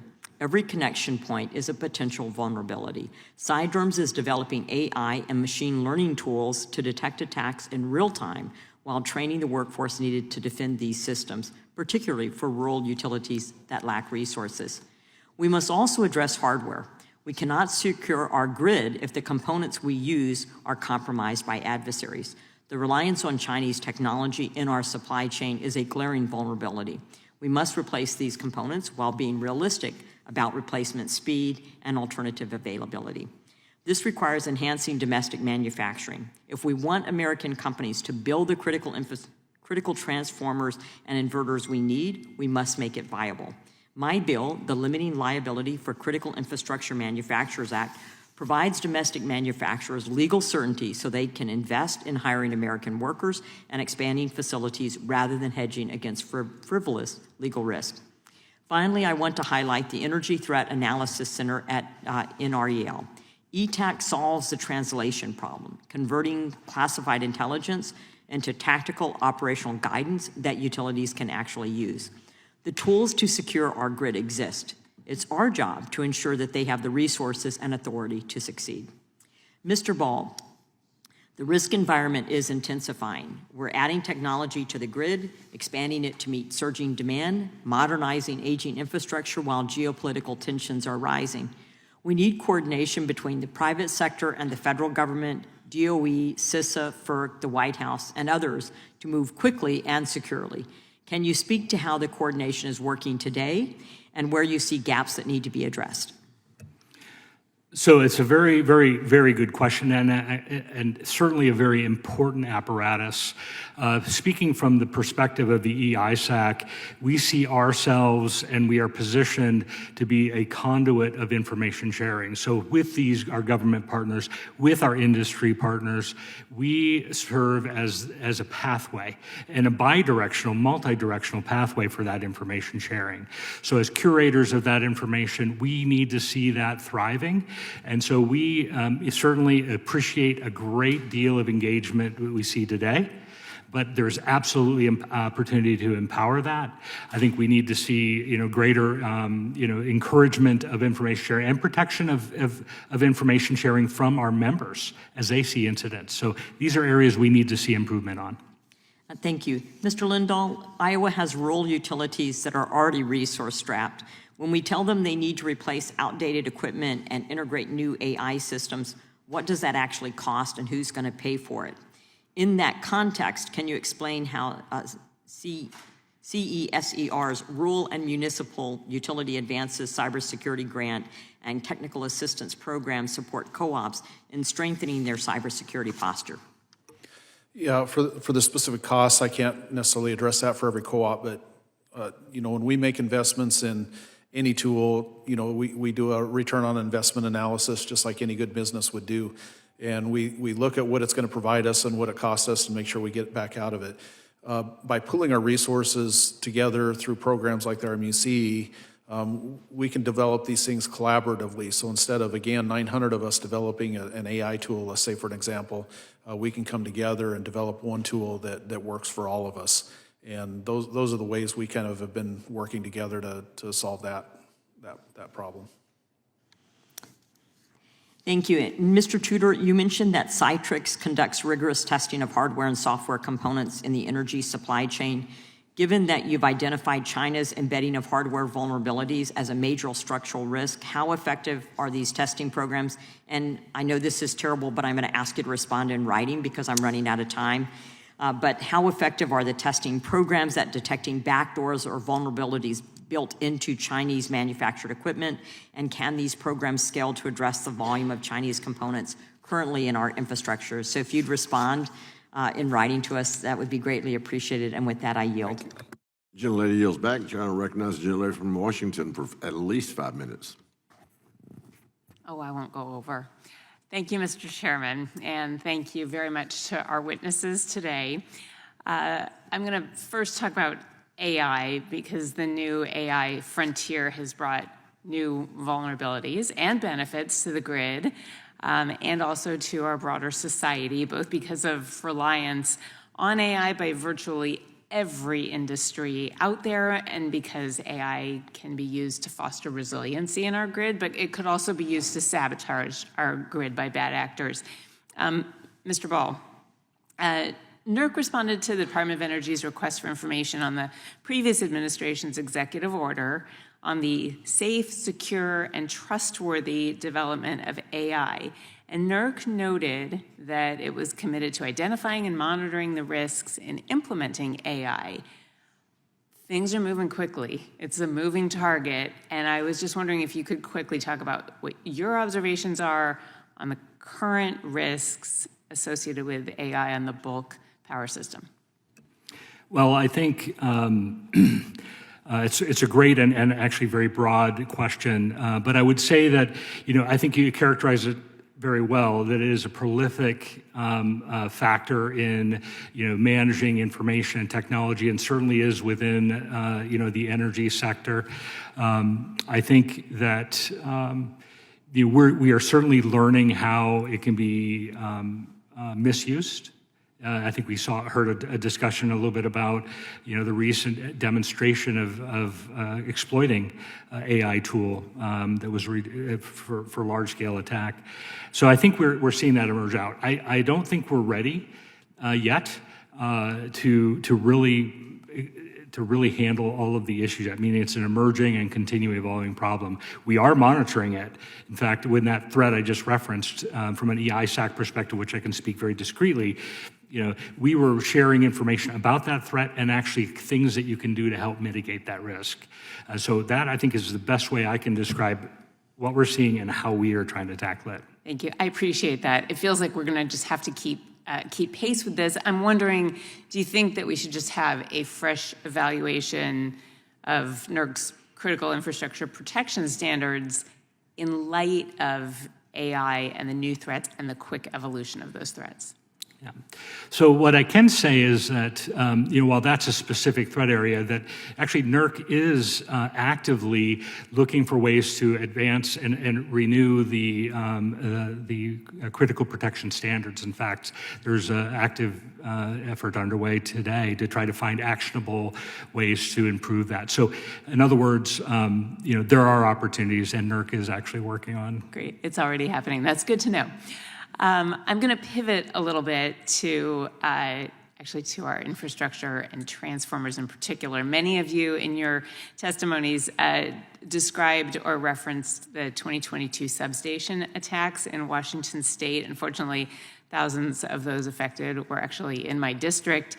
And while those Christmas Day attacks luckily only interrupted access to power for a few days, the large power transformers that were damaged in the incident were projected to take months to repair. And I've been talking with utilities about what it takes to replace a transformer. And it's like finding a used one, making some modifications. It is not the way our grid should be functioning.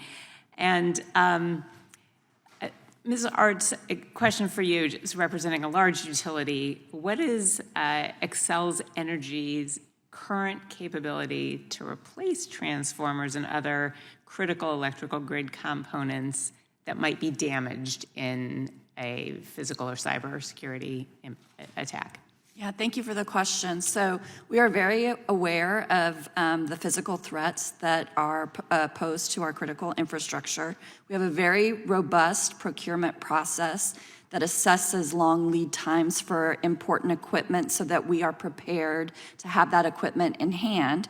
Importantly, as an industry, we have taken on a couple of initiatives to better provide availability of this critical equipment. One example is the Electricity Subsector Coordinating Council, because of delays in equipment lead times based on the pandemic, looked at the opportunity to reduce the number of specifications for individual transformers, thereby increasing the availability of that critical equipment. Finally, we also have a spare transformer program that can be tapped into when there are emergencies. Thank you. I am over 5 minutes. Just thank you for pointing that out, because I think Ms. Miller-Meeks pointed to this too. We rely on China, long lead time, too much individualization in what kinds of transformers can be used. And so it's really hard to have a national stockpile. And I think that's something this committee is going to need to help figure out. Thank you, and I yield back. Gentlelady yields back. Chair now recognizes the gentlelady from Florida for at least 5 minutes. Thank you, Mr. Chairman, and to our witnesses. Cybersecurity is national security, and we must remain vigilant in maintaining the security of our grid and all of our critical infrastructure.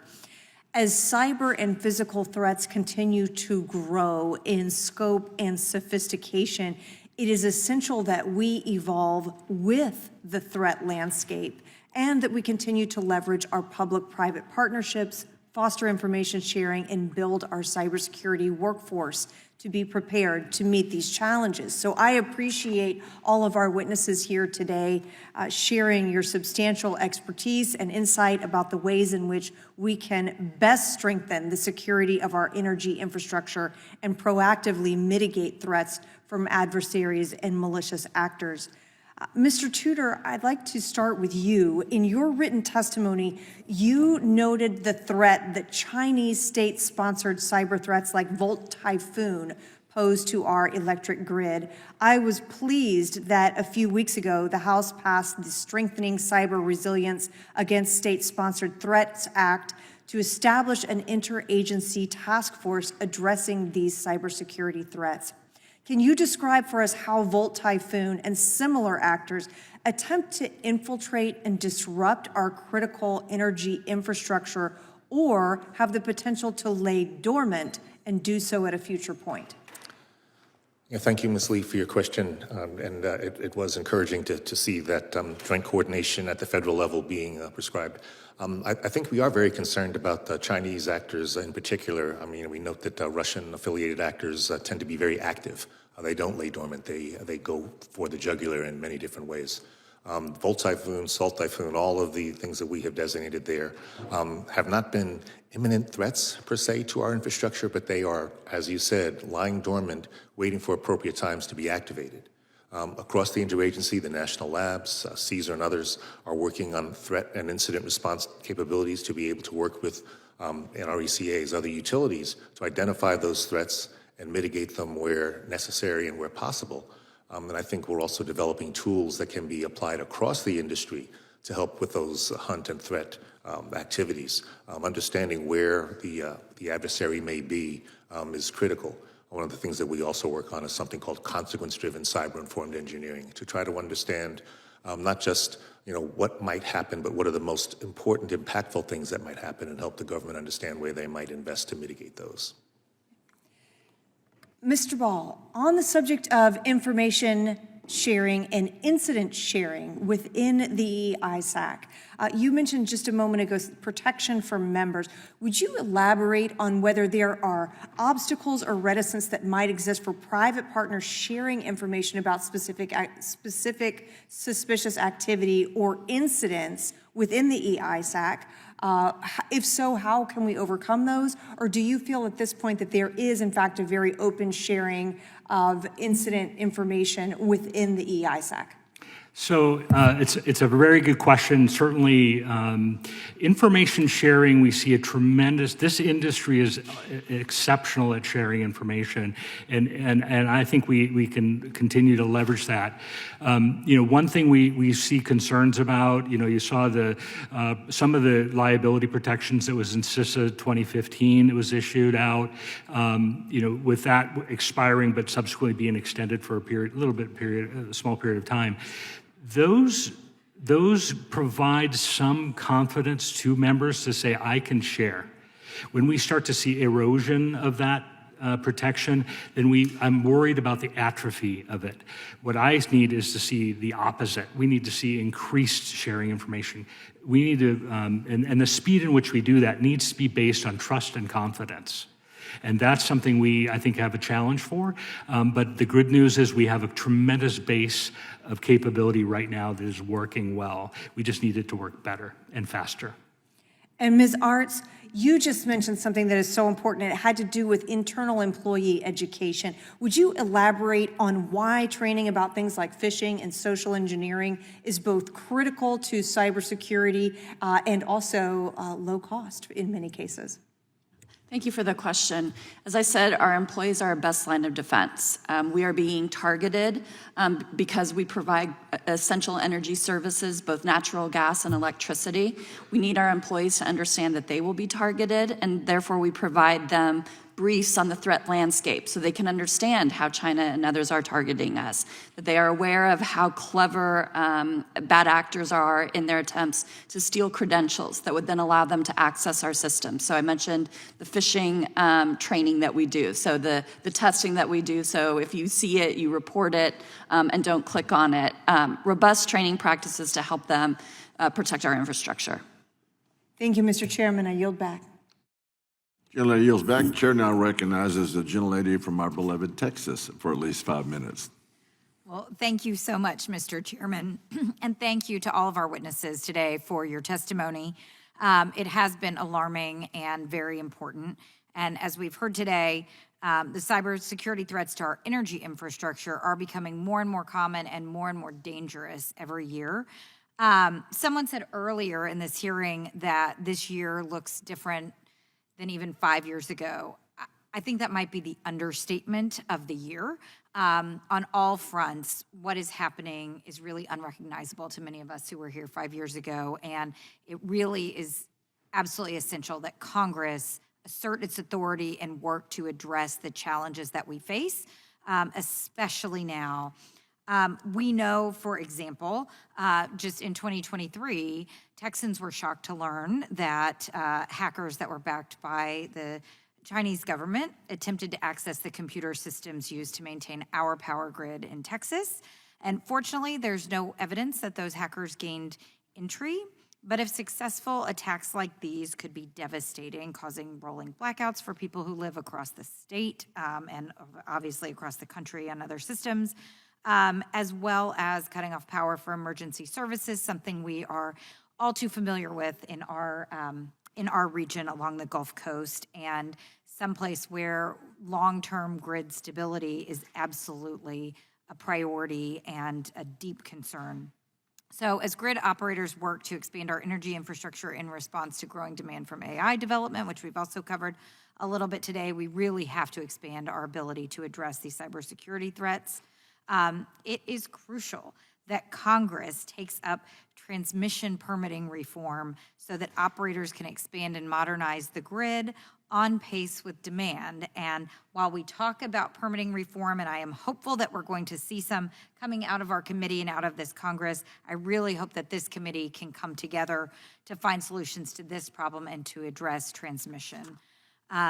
When I hear from our independent grid operator, ERCOT, about security issues, CRISP stands out as an exemplary partnership that's driving real results, and so I want to acknowledge that. And everyone here knows, of course, that it facilitates information sharing among asset owners and operators about cybersecurity threats and leverages the National Labs expertise to analyze the threats and provide program participants with the information they need. I think a lot of people who aren't in this space don't necessarily know and understand the importance of this partnership, but I think it is really critical that we are sharing with the people that we represent and people across the country these examples of these successful partnerships between the government, industry, academia, research institutions. That is something that when Mr. Weber and I served on the Science, Space, and Technology Committee, I was always struck by how well and effective these collaborative partnerships are. And so I think it's just really important to point that out and to emphasize that when we work together, we can work to get things done and to address challenges like these. But as many of us know, things are not working very well in Washington these days, and I hope that Congress will take your testimony to heart and will move quickly on several of the recommendations that you've made. I do have a couple of questions to ask before my time is up. And Mr. Kresa, you mentioned the need for information sharing and analysis organizations like ESAC to ensure that membership includes a broad set of energy stakeholders. What can Congress do to help expand access and utilization of programs like CRISP, give energy stakeholders greater insight into the threat environment? And obviously, always a question, do we need additional funding from Congress to ensure adequate participation? Thank you, Congresswoman. I think that we've talked a lot about the ETAC today and its efforts at figuring out new models of turning threat intelligence into practical, helpful advice for different kinds of consumers. And I think whether it's ensuring that ETAC has the authorities and funding it needs, or if we need different variants of it for different subsectors along the way, I think that's something that would be very impactful, especially as our energy ecosystem moves toward one that's more diverse, diffuse, and distributed and has more different kinds of actors in it. And just as a quick follow-up to that, because this is an issue we've dealt with in this committee in this Congress, can you speak to the importance of adequately funding and staffing the national labs to analyze CRISP data and help keep our communities safe? Absolutely. The national labs are jewels of this nation's ability to do the kinds of technical research, forensic analysis that gives us the information we need to make risk-informed prioritization decisions. Great. Thank you so much. And Mr. Chairman, I see I've gone over my time. I appreciate it, and I will yield back. Thank you. The lady yields back. The gentlelady now from North Dakota is recognized for at least 5 minutes. Excellent. Thank you, Mr. Chairman. Thank you, panel, for your time here today and for sharing your expertise with us on this really important subject matter. I want to focus in on the utilities. No shock there, as former utility regulator. Starting with Excel, you mentioned, Ms. Arntz, that Excel's coordination with RTOs and ISOs and participation in the regional planning and resource sharing arrangements. Can you briefly, kind of in an overview, describe how these relationships address not necessarily the prevention, but the restoration of power in the event that we do have a cyber attack? Yeah, thank you for the question. We recently just hosted the 8th annual GridX exercise. Xcel Energy had 316 participants this year. 64 of those were external stakeholders that are critical to looking at how we quickly respond and recover from really bad days. The scenarios that we infuse into the exercise are pretty extreme to get us really thinking about what if we are not able to rely on our traditional tools, the importance of the collaboration in advance of the incidents, and then making sure that we are exercising the actual execution of those response capabilities. And can you share with me what is different about responding to a cyber attack versus like a bad snowstorm or weather-related blackouts and impacts? So I think there are two things. First, a cyber attack probably is not going to be forecasted, right? We might get some intelligence from our government partners that there are imminent attacks, but likely the actual occurrence of the attack is not going to be forecasted for us. Secondly, the cyber attack can render the destruction of equipment similarly to a storm, but then it means that we are not maybe able to trust the device once we get it back into operational mode. That is why we need information and assistance on ensuring the backups of our systems, that we have access to equipment. And then I'll just note that we as a company and industry are really looking more and more at zero trust types of environments, knowing that we have to be maybe suspicious of the device, the communication that's coming from it, so that we are operating in a mode or manner that allows us to continue to provide those reliable services.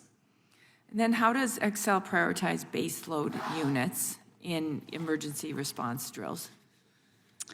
Congresswoman, I would probably have to get back to you on the exact answer for that question, but we do include all of our energy sources in our security drills. Okay, no worries. Are there emerging AI-related vulnerabilities, and how are you using AI to both detect and recover, and what other vulnerabilities are being created by AI? Both you and Mr. Lindahl, if you could address that. So we are working with the National Lab Complex with the Department of Energy on understanding the threats that are posed by AI. We are utilizing AI in our business environments to create efficiencies, but as with any new technology in the actual operational environments, we are slow to implement because we want to understand the impact on reliability from these new technologies. And the only thing I will add is we're working with vendors independently, but we're also working together with folks like NRECA to develop the AI tools to enhance our grid. Okay, very good. With 1 minute, 30 seconds remaining, Mr. Tudor, can you talk about how adversaries are using trusted vendors or software updated channels to gain access to critical systems in 20 seconds? Yeah, thank you for that question. Yes, so the software update process, some of the various ways that technologies can be improved can also be another vector for malicious actors. I believe some of our programs, such as Citrix, that will identify those update paths and make sure that they are more secure themselves. Also, several of the different, as I mentioned before, hunt and incident response type capabilities that the national labs bring together can also look for some suspicious or malicious update sites and try to take them off and once again provide the information to many of the people that are represented here. Excellent. Thank you all, Mr. Chairman. I yield back. Gentlelady yields back. Chair now recognizes the gentleman from California for 5 minutes. Thank you, Mr. Chair, and thank you to our witnesses for your testimony today. Our electric grid is at a moment of generational transformation. After decades of stable energy usage, the rapid growth of data centers and adoption of electric vehicles and appliances are driving a sharp increase in energy demand. We need to expand our energy infrastructure while ensuring it remains resilient and secure. This moment presents both an enormous opportunity and a significant national security challenge. I believe American innovation can help us seize the opportunity and mitigate the risks. As digital technologies become more embedded in the grid, it is also exposing our aging infrastructure to increasingly sophisticated threats, such as China's Volt Typhoon campaign, which many of you have discussed today. Congress anticipated these challenges when it created the Grid Resilience and Innovation Partnerships, or GRIP, at the Department of Energy and the Bipartisan Infrastructure Law. Yet the current administration has said it would cut more than $2 billion, disproportionately targeting Democratic states. At the same time, it proposed a 15% budget cut to the Cybersecurity and Infrastructure Security Agency, undermining our collective goal of achieving a more secure and more resilient grid. With these constraints, we need to ensure faster returns on our national investments in research and development.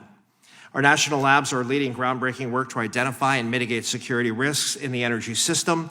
My staff has seen these projects firsthand at Idaho and Lawrence Berkeley National Labs in the Bay Area. But too often, there is a gap between lab innovation and commercial deployment on the grid. So, Mr. Tudor, based on your experience at the Idaho National Lab, what are the most significant barriers preventing grid security innovations from moving quickly from the lab into commercial use by utilities and manufacturers? Yeah, thank you for that question. I've worked a very long time on some of the different commercialization aspects and the valley of death that we all experience. I think that it's hard for national laboratories whose primary missions focus around research, but also those partnerships, to be able to do the marketing necessary to make commercialization possible. But we do work with some of the new programs within the Department of Energy, the technology transition programs, et cetera, who are providing grants to help those technologies move forward. We also bring partners in like the NRECA members, other utilities, to come help us beta test these programs and see for themselves. So when we have an advocate that has seen the benefit of one of these programs, right now one of the tools that we have developed called Malcolm, which is an intrusion detection and monitoring and analysis capability that is open source, has been tested and sponsored by many of the utilities, and so we've been able to get that out and make a big impact, I think. So we have to practice more about how we can do transition, the department, but also we have to work with our partners to make sure they understand the capabilities we might be able to give them. Appreciate that, Mr. Tudor. My next question is, Mr. Kresa, a bunch of your testimony outlines how China's dominance in manufacturing of components like smart inverters and batteries poses a national security risk. To build long-term American industrial leadership, how should Congress prioritize and sequence its efforts between the near-term need to onshore existing components and the longer-term investments in next-generation energy technologies? Thank you for that question, Congressman. That's, I think, the key question underpinning a lot of this. I think it's instructive to take a look at the case of the F-35, which does not have zero Chinese-made components. The defense industrial base instead makes a risk-informed prioritization decision about where the cut line is for components sourced from anywhere you can get it, or from the United States, from our allies and partners. And I think Congress could play an important role in helping catalyze that kind of prioritization among the broader electricity equipment and electrotech field and advanced manufacturing more generally, to help us focus on what the highest consequence, highest risk priorities should be that need that urgent scrutiny, and what kinds of sustained industrial investments are going to be necessary to patch those risks. Appreciate that. Thank you, and thank you all for your testimony. And Ms. Sherwood, I yield back. Gentleman yields back. The chair now recognizes the gentleman from Colorado for the gentleman from Ohio for 5 minutes. Thank you, Mr. Chairman. Thank you all for being here today and how we can secure our critical energy infrastructure. So appreciate your time here. 2 weeks ago, the U.S.-China Economic and Security Review Commission released their 2025 report to Congress. In this report, the commission stated, the extensive use of Chinese components in the U.S. grid creates risk for cyber espionage and sabotage. As our nation looks to increase grid resiliency and reliability in the face of historic electricity demand growth, Congress and all relevant energy stakeholders must work to reduce our reliance on foreign adversaries, such as China, to meet our energy needs. My first question is for Mr. Tudor.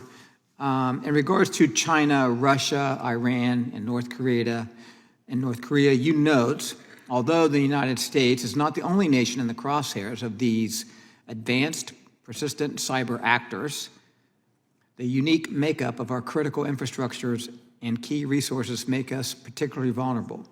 Can you discuss why the United States is uniquely vulnerable to cyber attacks on our grid? Yeah, thank you for that question, Congressman. I think the first thing is that one of the first major countries to have an electric grid like this, and we sometimes say that it is the most complex and complete machine in the world, has been built up over decades and decades, almost a century. And so as we keep adding new components and keeping old components, those interfaces, as have been mentioned before, sometimes become vectors for attack. Understanding how to and where to update some of these equipments with new technologies, which help digitize and provide different benefits, but also may contain some of those components that we are concerned about, also puts it at risk. I think that we are the leader in understanding cyber risks internationally, and I think that is the other aspect that makes us more of a target, and also as the #1 economy in the world, obviously we are a rich adversary to go after. Because of the infrastructure not being owned by the federal government, by any one entity, but being owned across different types of asset owners, different asset types, also provides a little bit higher risk, and we all work on protecting all of those different types of assets. Okay. Thank you for that answer, Mr. Tudor. You also mentioned that the emergence of AI has shown promise in the ability to enhance grid operations and defend the grid from cyber attacks, but it also introduces risks that could be exploited by cyber attacks. Can you expand on some of those risks, and how is the Idaho National Lab working with AI stakeholders to address those risks? Yeah, thank you again. AI is not the worst thing that we've seen happen, but it is a powerful new tool for both malicious actors, but also for defenders. As Ms. Arts mentioned before, adopting some of the new technologies is not without risk itself. And so we are working with utilities to understand what actually AI-enabled defensive capabilities that come from vendors may actually do and how they might be subverted. Looking at how AI-enabled offensive tools might identify risks in our critical infrastructure is something that we and other national labs work on as well. We can't necessarily defend something that we don't understand or don't know where it's coming from. So we are looking at all the capabilities of our adversaries to see where they might apply AI. And it's a continuous battle. We work on developing, understanding of the adversary as well as developing new technologies to work to defend the grid and to reduce risk. Thank you. Well done. My last question is for Mr. Lytle. As you mentioned, rural electric cooperatives face unique challenges as your infrastructure often covers thousands of square miles with few customers per mile. Can you discuss the difficulties co-ops might face protecting your rural and remote infrastructure, and how can Congress and relevant federal agencies support your efforts to protect against physical and cyber attacks to your infrastructures? 30 seconds, sir, please. Thank you. Yeah, it's a difficult challenge because we're so spread out. But how Congress can help is to continue to fund things that allow the innovation to address these challenges. So like the RMUC program and other programs like that, Congress can fund those and come together and allow the industry to identify the unique challenges they face and work together to solve those problems. Gentleman yields back. The chair now recognizes the good doctor from Pennsylvania for Colorado for 5 minutes. Doctor or not, we recognize you. Thank you, Mr. Chair. I'm glad to be upgraded to doctor, even though I'm not, of course, to the ranking member, and then thanks to our witnesses for taking the time today. My first question will be to Mr. Kresia. Did I say that right? Kreisa, sir, thank you. Kreisa, got it. You talk about in your testimony how important it is to organize the disparate modern energy and national security stakeholders across public and private sectors. And so I think we've talked about a couple of different facets of that so far in the testimony. One thing that I wanted to hone in on a little bit, in a previous life, I spent 12 years in the U.S. Army and Colorado Army National Guard as a helicopter pilot fighting wildfires. And so we know that wildfire risk, especially in states like Colorado, which is one of the most at-risk states, has a direct impact on critical infrastructure like energy distribution systems. And so we'd just love to hear your thoughts on things that the federal government can do to bring together some of those different actors that are in the immediate response to natural disasters and then the long-term follow-up, specifically when entities may be facing lawsuits or any other sort of liability that potentially has the capacity to bankrupt, for instance, a rural electric provider. Thank you, Congressman, and thank you for your service. I think that's a very important question. I like to think about how the steps we can take, whether it be it's technology, resources, information sharing, to ensure the security and resilience of our infrastructure often looks very similar, whether we're talking about a hurricane, a hacker, or a wildfire. And that's ensuring that we're practicing how to respond, how to anticipate with the right stakeholders at the federal, state, and local level along the way. And the critical role that institutions like the EISAC and ETAC and that their sector risk management agencies at Department of Energy, CISA, and elsewhere play in convening all those stakeholders can't be overstated. This is a complex, as Mr. Studo said, this is one of the most complex and complete machines in the world that's manned and operated by just many, many thousands of people with all different kinds of resources, all different kinds of backgrounds and level of expertise. And the convening power and national leadership function that the federal government plays is absolutely critical, just in terms of information, but also resourcing and information sharing.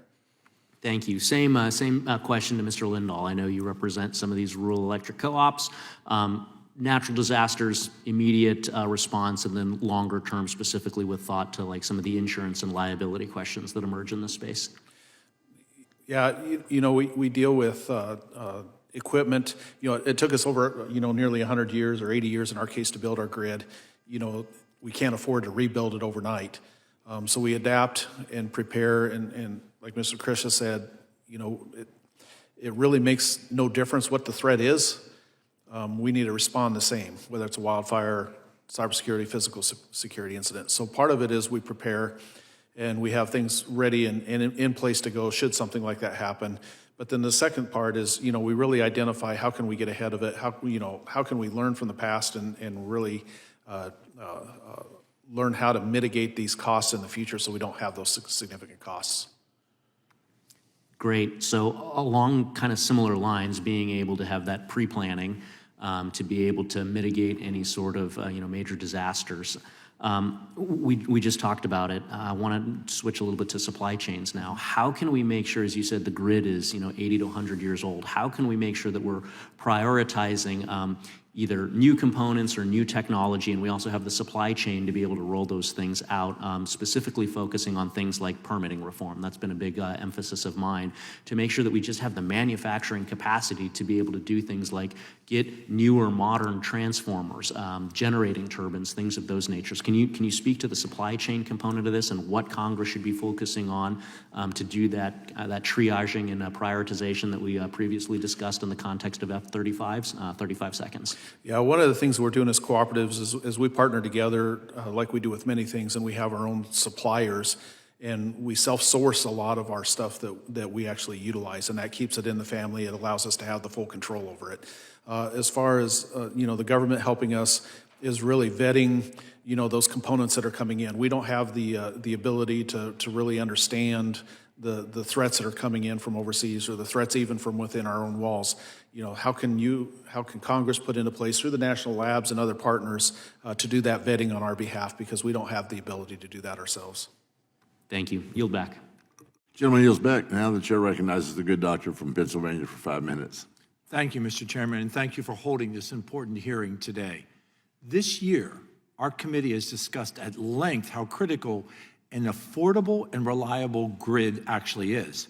Much of this conversation has been focused on how we can improve the generation, the transmission, and the distribution of electricity to support all of America's energy needs and to spur the economic and technological growth necessary to compete with our adversaries.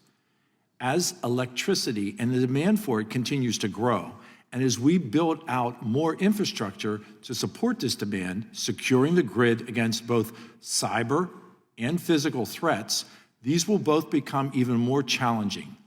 Building up necessary energy infrastructure is the first step in reliability, but keeping it operational in spite of numerous state and criminal actors who see our electrical grid as a target will be a continuous and an ongoing challenge. Each technological advancement used to enhance the grid or new piece of infrastructure that is brought online represents a new vulnerability for threat actors to target the political or financial gain that might be achieved.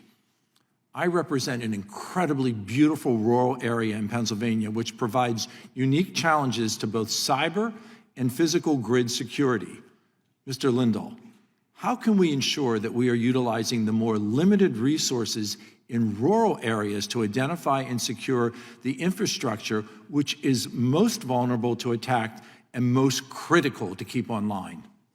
I think through partnerships, one of the things we do well as cooperatives is we proactively take a look at what we can do to solve it, but then we also have the reactive approach.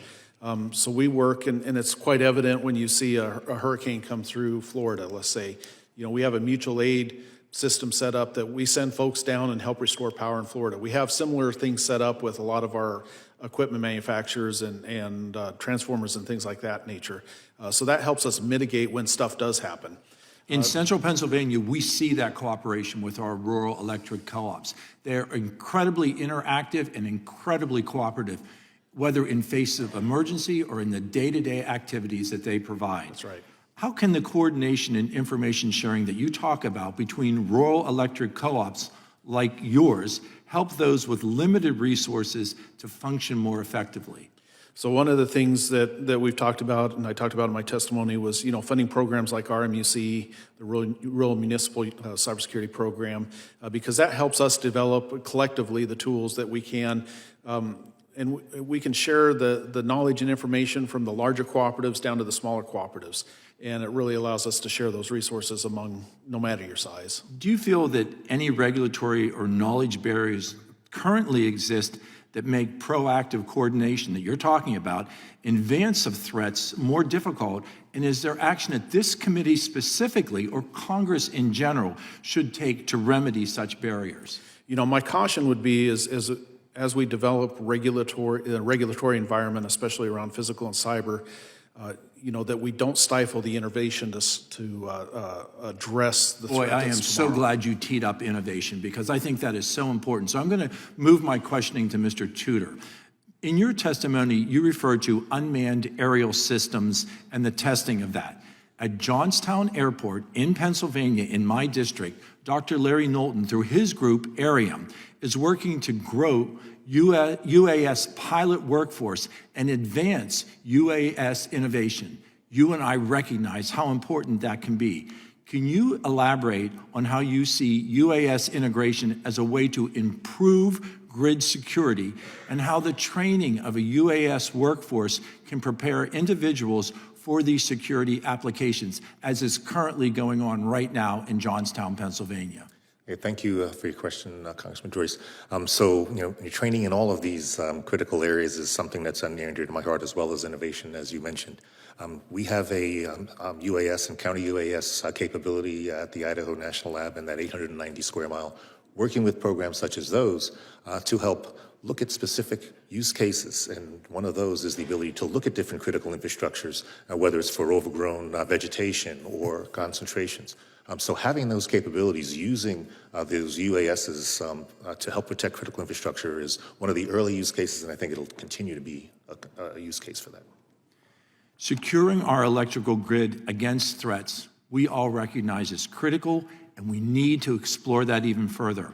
I look forward to working with this committee to ensure that America maintains the most reliable grid, the safest grid that is possible.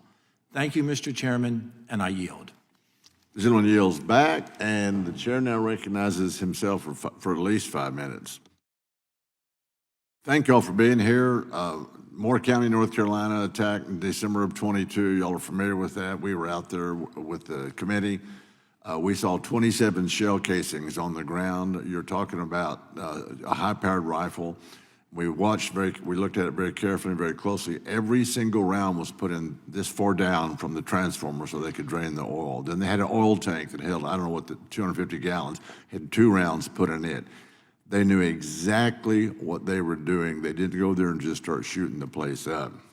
So when we talk about hardening the grid, are we talking about higher walls? Are we talking about getting that facility away from the beaten path, as the poet once wrote? Are we talking about having security there 24/7? Ideas on to protect these substations. Mr. Ball, we'll start with you. Well, thank you for that question, and certainly that concern has plagued us for many years. Our industry has seen it even with, vandalism, for that matter. But just all the way back to the Metcalf substation attack, where there was a very purposeful and knowledgeable physical attack on a substation, which had some significant implications. And I think we saw that flare up. I think what we need I don't think you can build a wall tall enough. I don't think we can afford the costs necessary to harden that infrastructure to prevent against ballistic attacks when there are other attack scenarios, such as drones. You can shoot those down if you have the experts there. If you have the expert and the authority. You can get those experts from Texas, by the way. Yeah. I couldn't foot stomp enough, but I think there's a lot of different threats to physical threats to a substation. And, while you have ballistic attacks as a legitimate concern, drones do pose a real concern for industry. And I think that's another area where we need to put some focus on, which is, unlocking the capabilities. Sure. Well, I'm going to go, Mr. Lindell, since you're in the business you're in, what say you? Yeah, so I think there's a lot of low-hanging fruit that we can do before we, build walls to actually stop everything. And a wall won't stop absolutely everything either. Sure. Things we're looking at from policy perspective, really not putting our infrastructure out there where people can easily access what it is and where it is and what it does. Those are some simple things we can do. What we're doing at Kinergy is part of the reason we're building our fiber network is so that we have better insight, better monitoring of our system, and we can have quicker and more accurate response and maybe hopefully catch things sooner than later. Last I heard, there was a move for a different kind of transformer that were in very, very short supply. Is that still the case? Were the government is mandating different transformers, or was that just under Biden? Not ringing a bell. Yeah, there was a push to use a different type of steel that was going to kind of struggle for us to keep up with manufacturing on the smaller transformers in particular. For the ones that take the actual time, we're talking about the big substation transformers. Those I don't believe were in that bill. But smaller transformers still all good. Still, we're good. A couple of things that we've been talking about. When Mr. Peters was here doing his 5 minutes, he talked about wildfire risks. So, Ms. Arts, I'm going to come to you. Is wildfire? Can't be just in California. There's got to be other areas. How widespread is that? So we are seeing increased risk from wildfire across our entire service territory. Being here in Washington, D.C., we saw the smoke from the Canadian wildfires, right, a couple summers ago. Wow. So it is something that all utilities are working collectively on risk mitigation best practices, sharing that information. We're investing in technologies to better detect when fires are ignited, and then we're actively working with our government partners on access to the rights of way to do the vegetation management we need to do to minimize those risks. Okay, thank you. Now, the next question I have is about data centers. Has anybody come up with a concise guesstimate of how much power is going to be needed? I'll start with you, Mr. Is it Cray? Say your last name. Cresa, sir. That's what I would have said. It's a very large amount. I think there's some question about precisely how much, but we're going to need more power than we have now and more flexibility than our grid currently provides. Okay, and then I'm going to go one more place before I yield to the gentleman from Michigan in just a minute. And that is this. Is anybody calculating what the United States population is going to look like in 4 to 5 years when all this stuff comes to fruition? Anybody? Do we know what the population is going to be? Is there any guesstimates that have been kind of mixed in with this discussion? Mr. Ball? I can't say that I have. Well, there's time. Ms. Hartz? We work very closely as a regulated utility with our state regulators and other stakeholders and inject a lot of information and thinking through that resource planning that we need to do, but I don't know off the top of my head if it includes population. Lindell? I don't have that information. Grayson? I can speculate that probably not vastly different in 5 years, but potentially more after that. I think you're onto something there. It's going to be a lot more. Mr. Tudor? You know, I don't believe, that I don't know that number, but I know that in a lot of the calculations and the answer, a very large number, the growing population was also included. Interesting thought popped up in my head listening to all this, all the discussion we're having. Thank you all for being here. Now, the gentleman from Michigan is recognized for 5 minutes. Thank you, Mr. Chairman. Michigan families are already paying the price for an energy policy that is based more on fantasy than on physics. Reserve margins are tightening, reliability warnings are increasing, and we are watching generational assets that were scheduled for retirement get pulled back into service because Democrats were more focused on solar and wind than nuclear and natural gas. The system cannot absorb the loss. The Campbell plant in Michigan is a perfect example. It was slated to shut down, but Americans could not afford to lose that reliable, dispatchable power. Now FERC is reviewing whether Michigan ratepayers should be compensated for the burdens of cost created by keeping this plant open and avoiding unavoidable brownouts for the rest of the region. We are continuing to work with those organizations here to make sure that Michiganders do not shoulder that burden alone. That tells us something very clear. Despite these facts, we are not transitioning from strength. We are backfilling reliability gaps created by policy decisions that were ignored the operational realities of the grid. Yet, Governor Gretchen Whitmer continues to push aggressive net zero mandates that force early retirement of dependable baseload generation, increase dependence on weather-driven imports, and accelerate deployment of complex digital systems that add new vulnerabilities without strengthening the backbone of the grid. At the same time, the technologies being deployed under these mandates, solar inverters, EV chargers, battery systems, are far more digitally connected than traditional generation.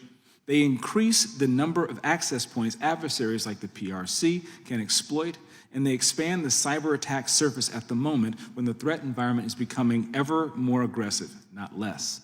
So my concern today is straightforward. Michigan's being pushed into high-cost, high-risk energy future before the grid is ready, before cybersecurity standards have caught up, and before consumers have real protections in place. We need clear answers on reliability impact, the cyber vulnerability, and the financial burden being placed on families. Mr. Ball, in your view, are these rushed net zero policies creating both higher costs for families and greater cyber exposure for the grid, and at the very moment at which that we are changing course? To be candid, I don't have enough contextual understanding to be able to give an affirmative or negative answer to that, but I admit that it is a very significant issue. Okay, well then net zero technologies such as solar inverters, EV chargers, battery systems, and similar technologies Does accelerated deployment of these devices expand the attack surface for adversaries such as PRC? Absolutely. And based on current threat levels, are today's NERC SIP standards sufficient to manage this increased digital exposure, or are we adding technology faster than we can secure it? Well, I can say that you can't look at the regulation or the standards to be completely comprehensive, but I can say that, you know, NERC on that side of the house is actively looking for more agile and adaptive standards writing to adapt to the changes that are happening. So I know there's attention to that, but I would have to provide additional detail at a later time on what they're doing. Thank you. Continuing to strive toward a greater, more sustainable and affordable energy future is in all of our best interests, but we must remain focused on the reality at hand while we strive toward a brighter future. Mr. Chairman, that I will see the balance of my time. Gentleman yields back. I'd like to thank all of the witnesses for being here today. Members may have additional written questions for you all. That's the Texas term. I'll remind members that they have 10 business days to submit additional questions for the record, and I ask that witnesses please do your best to submit responses within 10 business days upon